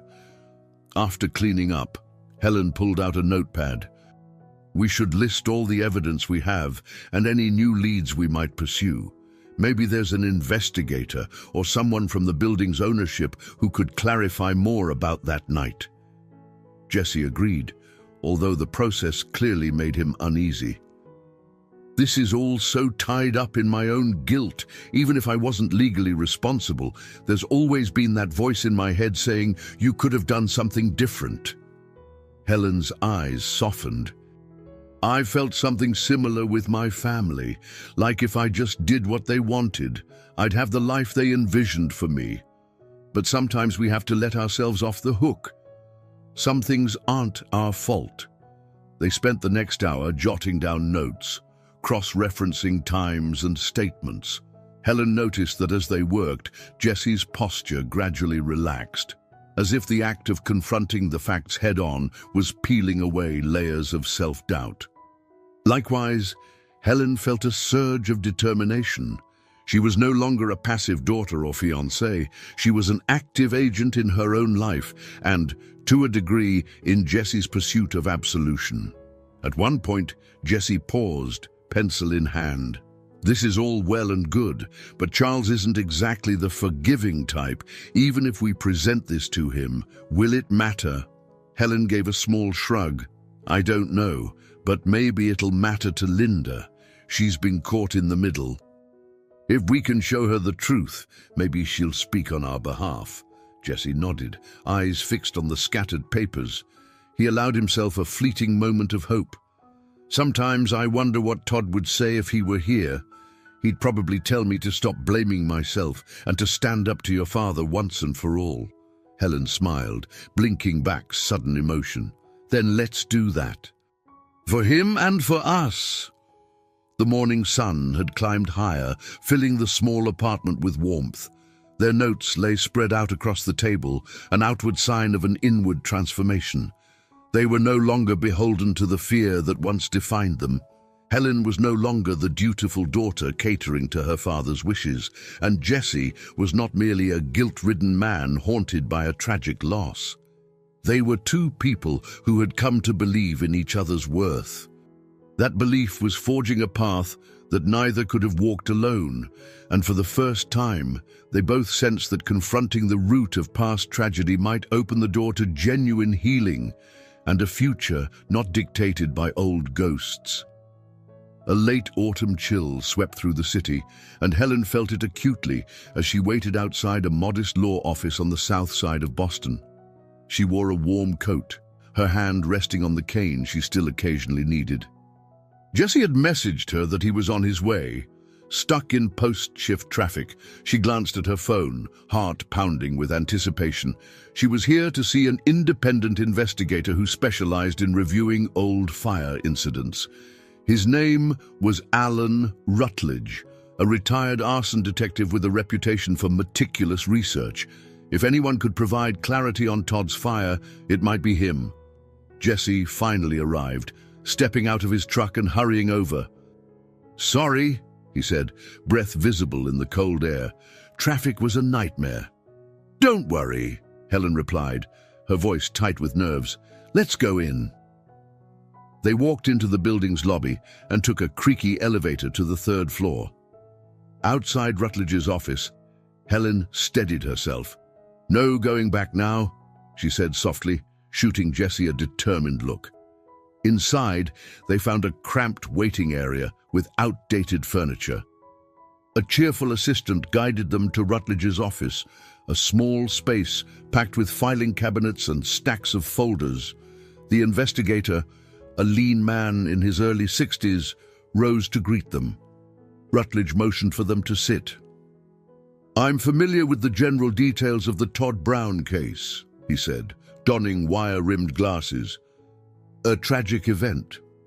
You said you had documents you wanted me to review." Helen handed over a folder containing the key reports, testimonies, and data gleaned from city records. While Rutledge flipped through the pages, his sharp gaze darted from one piece of evidence to the next. Jesse and Helen sat in tense silence, exchanging worried glances. "Have you noticed anything suspicious so far?" Jesse finally asked, voice subdued.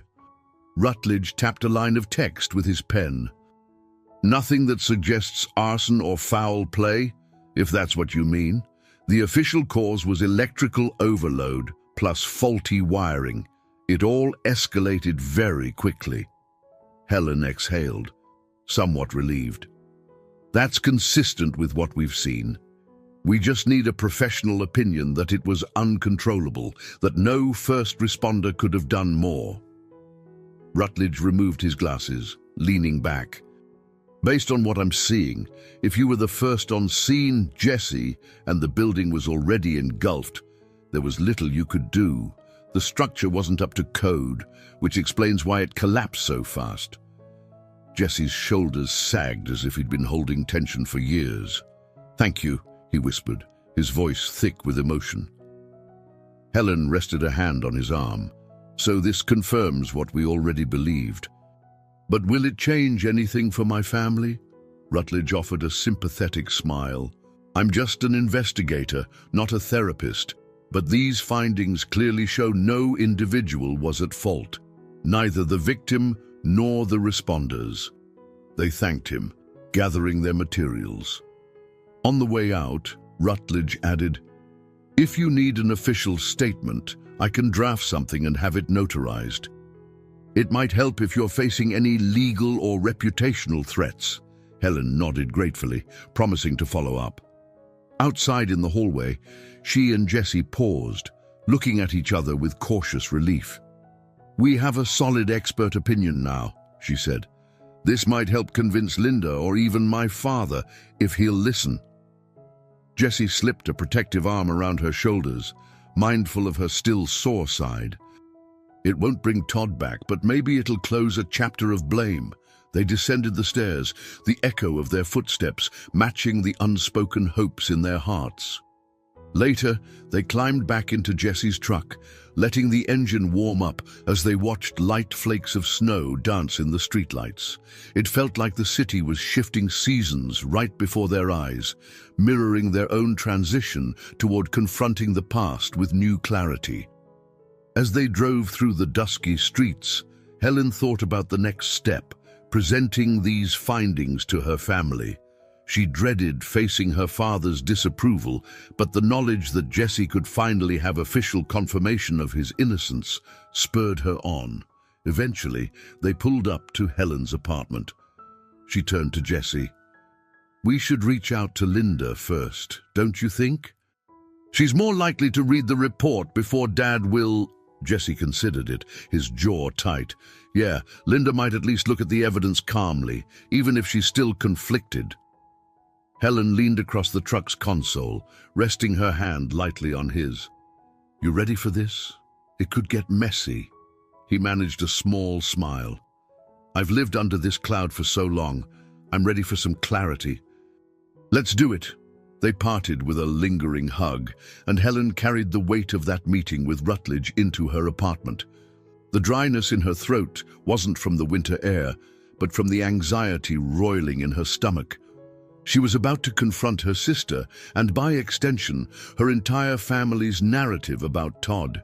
It was a significant undertaking, but it was also a chance for Jesse to shed the guilt that had haunted him. Tomorrow, she would call Linda. And soon, all of them would sit down, face to face, with the report in hand.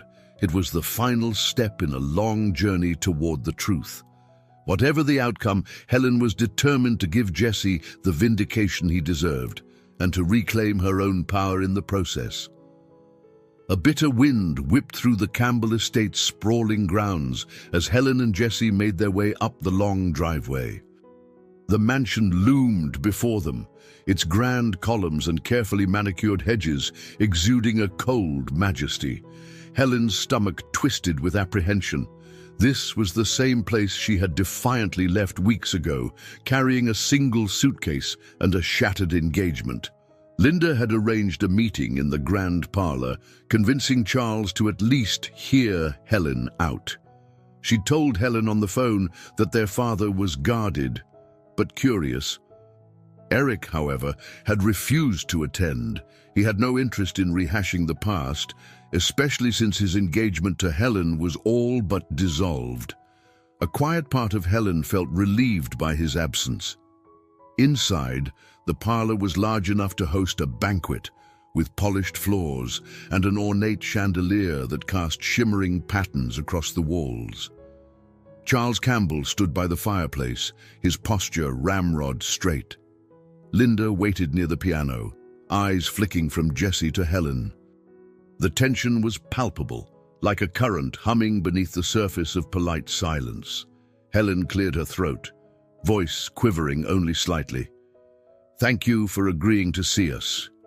We won't take much of your time." Charles didn't respond. He turned sharply to face them. "Speak, then." Taking a deep breath, Helen handed Linda a copy of Rutledge's report. She'd already emailed it, but she wanted the physical pages present, tangible proof. "This comes from an independent investigator, someone with decades of experience. It confirms that the fire was due to faulty wiring and structural neglect. No first responder could have saved Todd." Charles glanced at the document, his jaw tightening. "We already had the official reports, did we not?"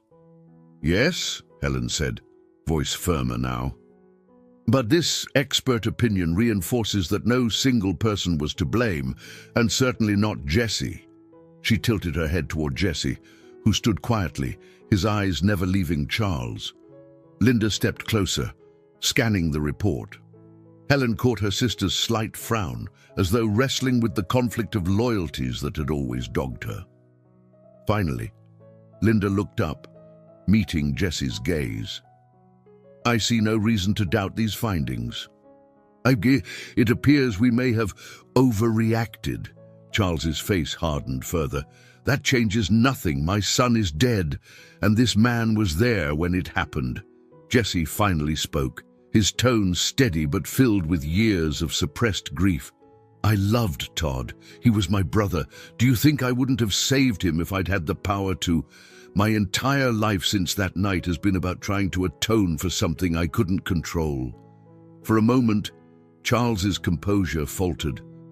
His eyes flicked from the report to Jesse's face. "You were reckless. You went in too soon, without waiting for a full crew. That building was a death trap." "Yes," Jesse said softly. "I did go in, because I couldn't wait knowing Todd was there. But it was already too late. The fire spread and the roof collapsed. You can't imagine how many times I've replayed that moment in my head." Helen stepped in, speaking directly to her father. "You've clung to blame because accepting the randomness of it is more painful, isn't it? It means Todd's death wasn't preventable by wealth or status or any of the power you're so proud of." Charles's eyes blazed. "You dare lecture me in my own home?" Helen swallowed hard but held her ground. "I dare, because I'm done letting fear rule our family. We lost Todd. We lost a chance to grieve together because we were too busy blaming Jesse." Linda moved beside Helen, uncharacteristically quiet. Slowly, she placed a hand on Helen's shoulder, a small but meaningful gesture of support. Her eyes flickered to Charles, then to Jesse, and finally back to the report.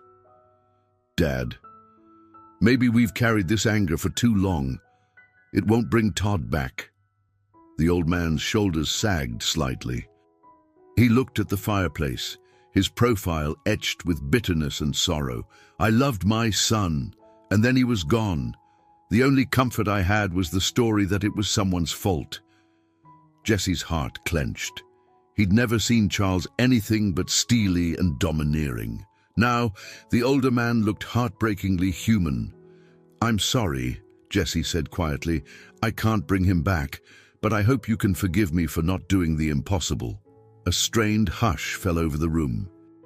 The crackle of the fireplace was the only sound. Finally, Charles exhaled, a tremor passing through him. "I don't know if I can forgive," he said, voice raw, "but I understand now." It was neither full absolution nor a warm reconciliation, but it was a crack in the wall of hostility that had long separated Jesse from the Campbell family. Helen saw it as a beginning, however small, of a possible healing. After a tense moment, Charles walked out, the echo of his footsteps trailing down the corridor. Linda followed him, leaving Jesse and Helen alone in the sprawling parlor. Relief and exhaustion washed over Helen like a tidal wave. She turned to Jesse, tears brimming in her eyes. "It wasn't everything we hoped," she whispered, "but it's something." Jesse nodded, his own throat tight. "That's more than I ever thought we'd get." They moved to the foyer, the confrontation still reverberating in their hearts. Through the tall windows, Helen glimpsed the fading light of day. Outside, dusk was settling over the estate, a symbol, perhaps, that one chapter was closing. And though the finality of Todd's loss still ached, for the first time in years, Jesse and Helen felt a step closer to genuine peace. They had faced the greatest obstacle, her father's unyielding blame, and emerged with a fragile and tentative hope that the wounds of the past could someday mend. A week after the tense confrontation at the Campbell estate, Helen found herself back at her apartment, curled up on a small love seat she'd purchased second-hand. She gazed through the window at the bustling street below, recalling her father's pained expression when he finally seemed to acknowledge that Jesse was not to blame for Todd's death. It wasn't quite forgiveness, but it was the closest to acceptance she had ever witnessed in Charles Campbell. Her phone buzzed on the coffee table. She leaned forward and saw Linda's name on the screen. Tentatively, Helen answered, half expecting another lecture. Linda's tone was subdued, almost cautious. "Hi, I wanted to see how you're doing." Helen took a breath. "I'm all right. A bit tired, I guess. What about you?" A pause. Then Linda let out a quiet sigh. "I've been thinking a lot about what you said, about how Dad and I used Todd's death as a shield against reality. We were so angry, so hurt, that we latched onto Jesse to make sense of our pain. Seeing Dad finally soften, even just a little, made me realize I owe both of you an apology." Helen felt her throat tighten. In all the years since Todd died, Linda had never once admitted fault. "You don't have to." "Yes," Linda interrupted, her voice trembling slightly. "I do, and I know words alone aren't enough, but for what it's worth, I'm sorry." Helen closed her eyes, letting the sentiment sink in. "I appreciate that. Truly." They spoke a while longer, and Linda mentioned that Charles had been quiet since the meeting, more withdrawn than usual. He hadn't explicitly reversed his decision to cut Helen off financially, but Linda hinted that he was rethinking some of his harsher stances. Helen found herself feeling oddly protective of her father now that she knew how deep his grief truly ran. "Maybe it's a process," Helen offered. "He needs time to reconcile everything," Linda agreed, then changed the subject. "Have you talked to Jesse? How's he holding up after finally hearing Dad admit there was no fault on his part?" Helen pictured Jesse's gentle smile. I think it gave him a sense of relief, but it also stirred up emotions he'd kept buried. "He's been quieter lately, more reflective." She paused, fiddling with a loose thread on her couch. "But we're close. Closer than I expected," Linda was silent for a moment, then said in a subdued tone, "He's a good man, Helen. I see that now. I wish I'd seen it sooner." By the time the call ended, Helen felt a warmth in her chest, an openness she hadn't experienced in her family before. It wasn't a tidy resolution, but it was a step toward healing wounds that had festered for too long. Shortly after hanging up, she heard a knock on her door. She opened it to find Jesse standing there, a faint smile on his face. "Hey," he said, stepping inside. "I was in the neighborhood. Thought I'd check on you." She gestured for him to come in. "You must have read my mind. Linda just called." His eyebrows rose. "How'd that go?" Helen led him to the couch, where she recounted the conversation. Jesse listened, relief evident in his posture. "That's good," he said quietly. "A real apology from Linda." "Didn't think I'd see the day." Helen tilted her head. "She seems genuine. I think even she's realizing life is too short to harbor resentments. She asked how you were doing." Jesse's expression softened. "I'm okay. Feels strange not having that constant blame looming over me, like I should be looking over my shoulder, waiting for another accusation." He exhaled a slow breath. "But I'm trying to accept what happened, both the tragedy and now the slight shift in your father's stance." Helen reached for his hand, entwining her fingers with his. "You deserve peace, Jesse." Their hands remained linked for a moment, the silence conveying more than words. Although their relationship was still unfolding, there was a shared understanding that they'd weathered a storm together, one that had tested their resilience and uncovered vulnerabilities neither had fully acknowledged before. Jesse eventually cleared his throat, glancing at the box of documents on Helen's small dining table. "Are you still helping out at the community center next week?" She nodded. "Yeah, the pro bono cases are piling up. It's overwhelming, but in a good way. Feels like a place where I can make a real impact." He gave her hand a gentle squeeze. "You're doing something meaningful, Helen. Don't forget that." They fell into a light-hearted conversation about the center, about Jesse's latest shift at the station, and about the simple day-to-day details that made life feel normal. Outside, the autumn sun cast shifting patterns on the windowpane, a subtle reminder that seasons were changing. Helen offered him a cup of tea, and they settled side by side, letting the peaceful moment wash over them. For all the upheaval and the difficult confrontations, here they were, sharing an ordinary afternoon that felt extraordinary simply because they could finally breathe free of blame.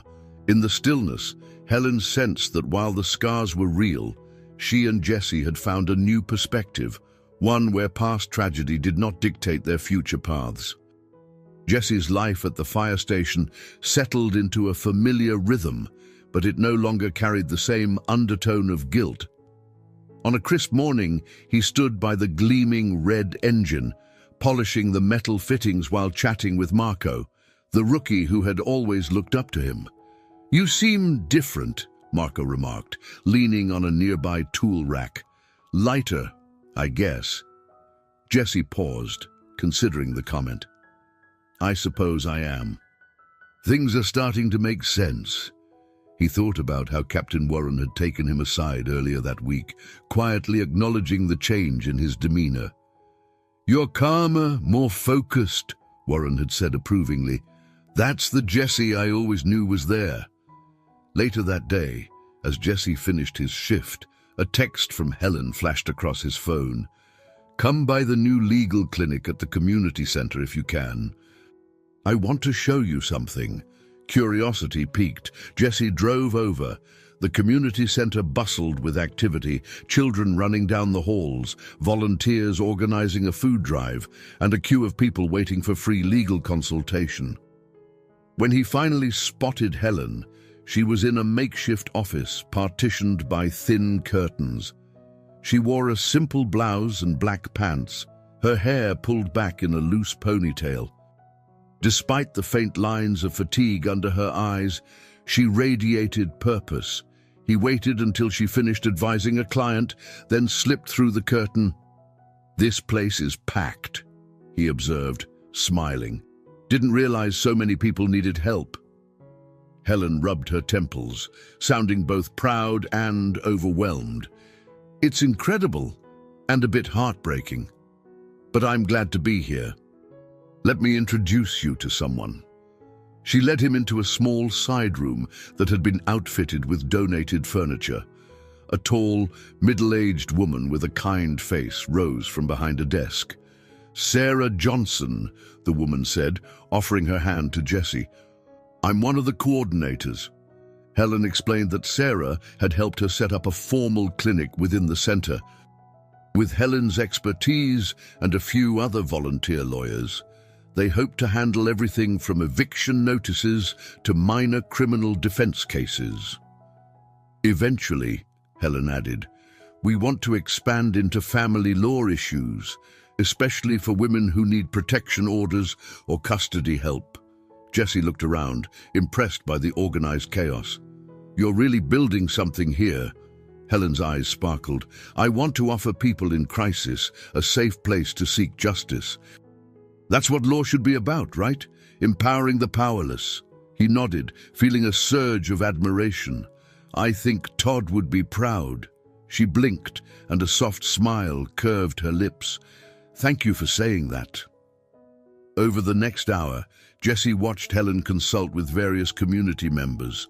She explained legalese in plain language, comforted those who were anxious, and even coaxed a smile from a tearful single mother facing eviction. It reminded him of the rescue work he did as a firefighter, two different professions, yet both driven by a desire to protect and uplift. When her shift ended, they stepped outside into the late afternoon sun. A mild breeze stirred the fallen leaves near the entrance. "This ordinary routine feels good, doesn't it?" Jesse asked, offering her an arm to lean on as they walked across the parking lot.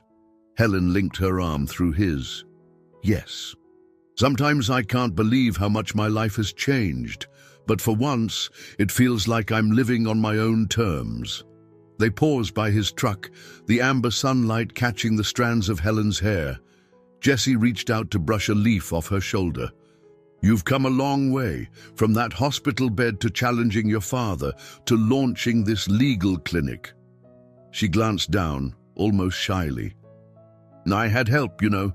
A warm silence stretched between them, filled with unspoken gratitude and lingering tenderness.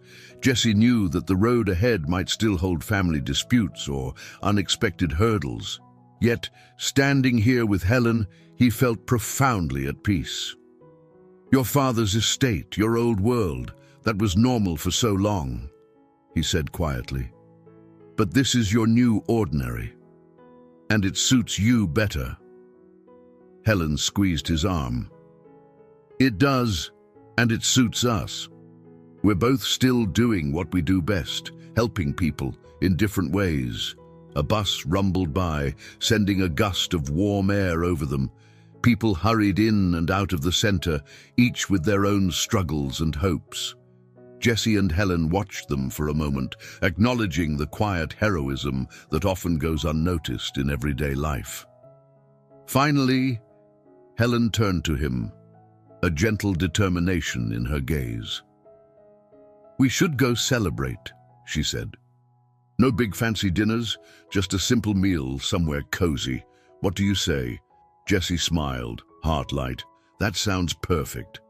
They climbed into his truck, pulling away from the community center, letting the comfort of a renewed ordinary life guide them forward. In the reflection of the rearview mirror, Helen caught sight of the building's worn brick facade, feeling a renewed sense of purpose. She and Jesse had each found a calling that aligned with their true selves, and no matter what challenges might arise, they had established a new normal, one driven by compassion, understanding, and a humble acceptance of life's fragility. The following Saturday, Helen organized a small workshop at the community center for local women interested in legal advice. The turnout surpassed her expectations. 20 or more women of varying ages filled the cramped multi-purpose room, eager to learn about tenant rights, basic contract law, and personal safety measures. She enlisted a few fellow lawyers to help answer individual questions after the session. Jesse arrived halfway through, quietly slipping into a seat near the back. He watched Helen lead the discussion with calm expertise, demystifying complex legal terms. The passion in her voice was palpable, and he found himself grinning, proud of the confident woman she had become. When the workshop ended, a few attendees lingered to thank Helen. One middle-aged woman offered a tearful hug, explaining that she'd been on the brink of eviction until Helen's guidance led her to a resource that bought her time to arrange a payment plan. The gratitude in the woman's face moved Helen deeply, and she waved goodbye with misty eyes. Jesse joined her, weaving through folding chairs scattered across the room. "That was impressive," he said, lowering his voice. "You really connected with them." Helen blinked away tears. "It's one thing to study law in school, focusing on high-stakes corporate cases, but seeing how a simple explanation can save someone's home, it feels like genuine lawyering. This is the work I've always wanted to do." They spent the next hour cleaning up, stacking chairs, gathering leftover flyers, and collecting contact information for future assistance. A handful of volunteer paralegals helped too, chatting amicably with Jesse about his firefighting experiences. He spoke of the adrenaline rush of responding to calls, but also the quiet satisfaction of routine checks that prevented emergencies before they started.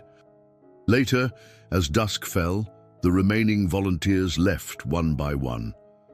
Helen and Jesse found themselves alone in the empty room, the hum of overhead lights providing a soothing backdrop. She leaned against a table, her cane resting beside her, shoulders heavy with fatigue and fulfillment. "You must be exhausted," Jesse commented, noticing the shadow under her eyes. Helen brushed hair from her face. "A good exhaustion. The kind that tells me I'm doing something worthwhile." He nodded. "I know the feeling, like when we finish a tough rescue and realize we've saved people from what could have been devastating." She gave him a grateful look, then changed the subject. "I had a call from Linda earlier. She asked if she could stop by tomorrow, maybe see the clinic for herself." Jesse's eyebrows rose. "Really? That's great. Is she genuinely interested?" Helen picked up her cane, fiddling with the handle. "I think so. She mentioned wanting to do more pro bono work too. She said it might be a way to balance the scales in her life." Jesse considered it. "People can change. I never expected to hear Linda talk about balancing scales in a moral sense, but maybe your father's partial admission opened a door for her." Helen sighed, her expression a mix of hope and caution. "I want to believe that." She also hinted Dad isn't as combative as he was. He's apparently retreated into his own thoughts, trying to grapple with everything. Maybe that's the start of acceptance. They carried their conversation outdoors, locking the community center behind them. A brisk wind swept along the street, ruffling Helen's hair. Jesse gently placed a supportive arm around her, mindful of her lingering injury.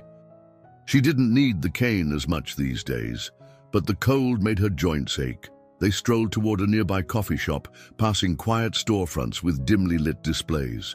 The city's weekend pace felt leisurely, the sidewalks less crowded than usual. Every step they took reinforced how far they had both come, from a lonely, guilt-haunted firefighter and a conflicted attorney trapped by familial expectations, to two individuals forging a path of sincere, purpose-driven lives. Inside the coffee shop, warm light and the scent of fresh pastries enveloped them. They found a small table in a corner and ordered hot chocolate, a welcome treat against the chill outside. Helen rubbed her hands around the ceramic mug, thinking aloud about new legal workshops and more advanced classes she could offer at the center.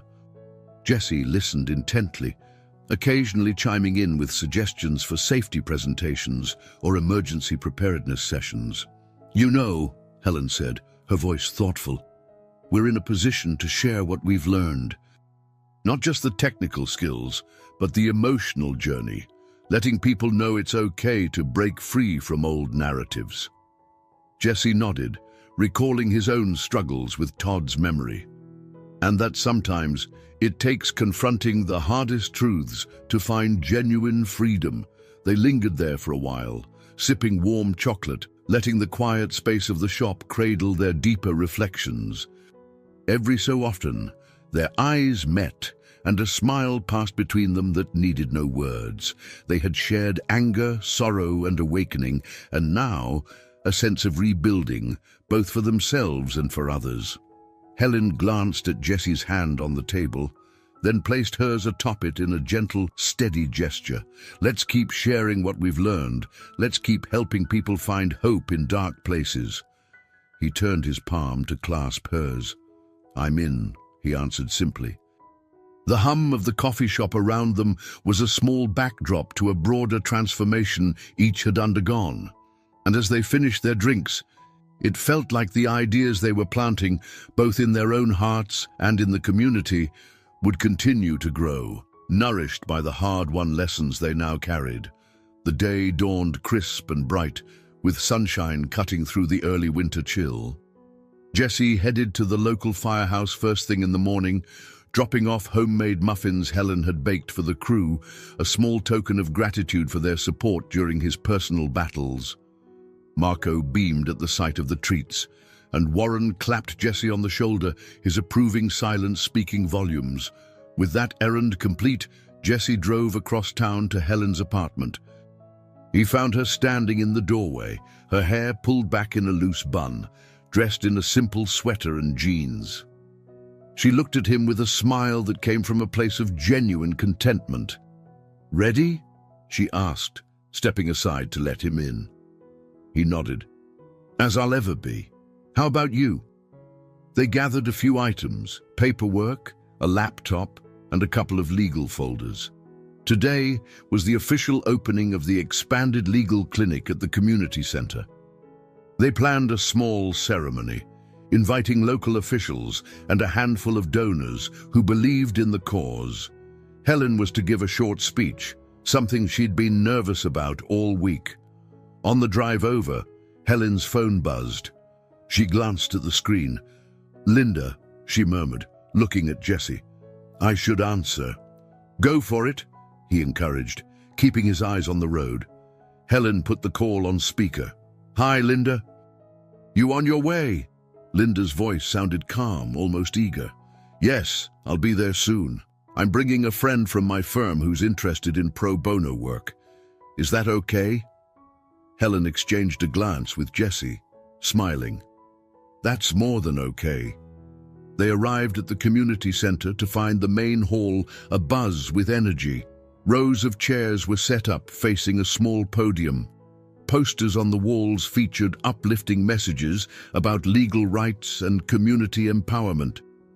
Volunteers hurried around, making final adjustments. Jesse spied a refreshment table in one corner, laden with coffee urns and pastries donated by a local bakery. Helen introduced Jesse to a few colleagues, then slipped away to greet Linda, who arrived moments later. Linda wore a charcoal suit, but her posture was more relaxed than usual. She embraced Helen briefly, a show of affection that would have been unthinkable not long ago. "I'm proud of you," Linda whispered before pulling back. "This is important." Helen blinked away the sudden sting of tears. "Thank you. I'm glad you're here." Jesse watched from a distance, heart warmed by the sight of the two sisters finding their footing in a new, more supportive relationship. He recalled how differently this scene might have played out a few months ago, filled with tension instead of encouragement. A local councilwoman opened the ceremony with a few words about community resilience, then handed the microphone to Helen. She stood at the podium, Kane resting discreetly by her side. Her gaze swept the room, pausing on Jesse for a moment, drawing strength from his presence. "Thank you all for coming," she began, her voice steady but sincere. She spoke of her desire to create a space where people could seek legal help without fear or financial burden, where knowledge was shared freely. She described how personal tragedies and family struggles had shaped her passion for justice. There was no melodrama, only earnest truth. As Helen's speech drew to a close, Jessie noticed Charles Campbell standing quietly at the back of the hall. Dressed in a dark overcoat, he was partially obscured by a group of onlookers. Jessie's chest tightened. He hadn't expected Charles to appear, not after everything. He wondered if Helen was aware of her father's presence. Helen ended her speech with a gracious nod. The audience applauded warmly, volunteers beaming in her direction.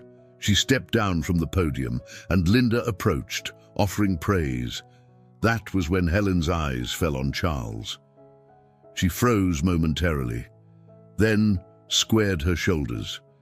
Charles navigated through the small crowd, hesitating a few steps away. "I heard about the clinic," he said, voice subdued. "Thought I'd see it for myself." Helen exhaled a steadying breath. "Well, thank you for coming." He scanned the room, taking in the posters, the line of people waiting for consultations. "You're doing something worthwhile," he said, the words emerging slowly. "Your mother, she would have been proud of this, I think."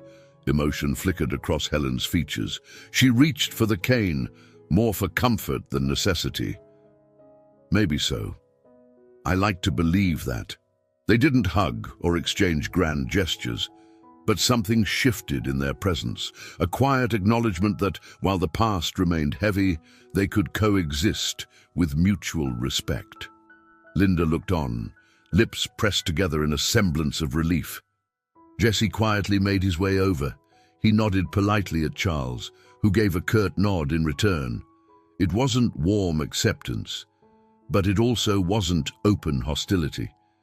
In Charles's guarded expression, Jessie sensed a man still wrestling with remorse and pride, yet taking a step, however small, toward understanding. Helen caught Jessie's eye, and a grateful smile curved her lips. He returned it, his heart brimming with a mixture of hope and amazement at how drastically life could change when people confronted pain head-on. As the ceremony wound down, volunteers guided attendees to informational tables. Linda introduced her colleague to Helen, explaining how they might collaborate on more pro bono cases. The hum of conversation filled the air, a symphony of possibility in a place once overshadowed by old resentments. Eventually, Jessie and Helen found a quiet corner, away from the crowd. She leaned against him for a moment, eyes shining with both pride and humility. He wrapped an arm around her waist, steadying them both. "You did it," he whispered. "No," she corrected softly, her gaze taking in everyone around them, Linda, Charles, the volunteers, and the new faces seeking help. "We did it. All of us, in our own ways." She rested her head against Jessie's shoulder, and he felt the warmth of her breath. The center buzzed with optimism, the faint notes of renewed resolve weaving through every conversation. Outside, the winter sun cast soft light against the windows, illuminating the new bonds that had formed. Among a family once broken by grief, between two souls learning to trust again, and within a community ready to embrace a second chance at hope. I hope you enjoyed today's story. Subscribe to the channel so you don't miss more stories like this. Leave a like and comment below what you thought of the story. See you in the next video.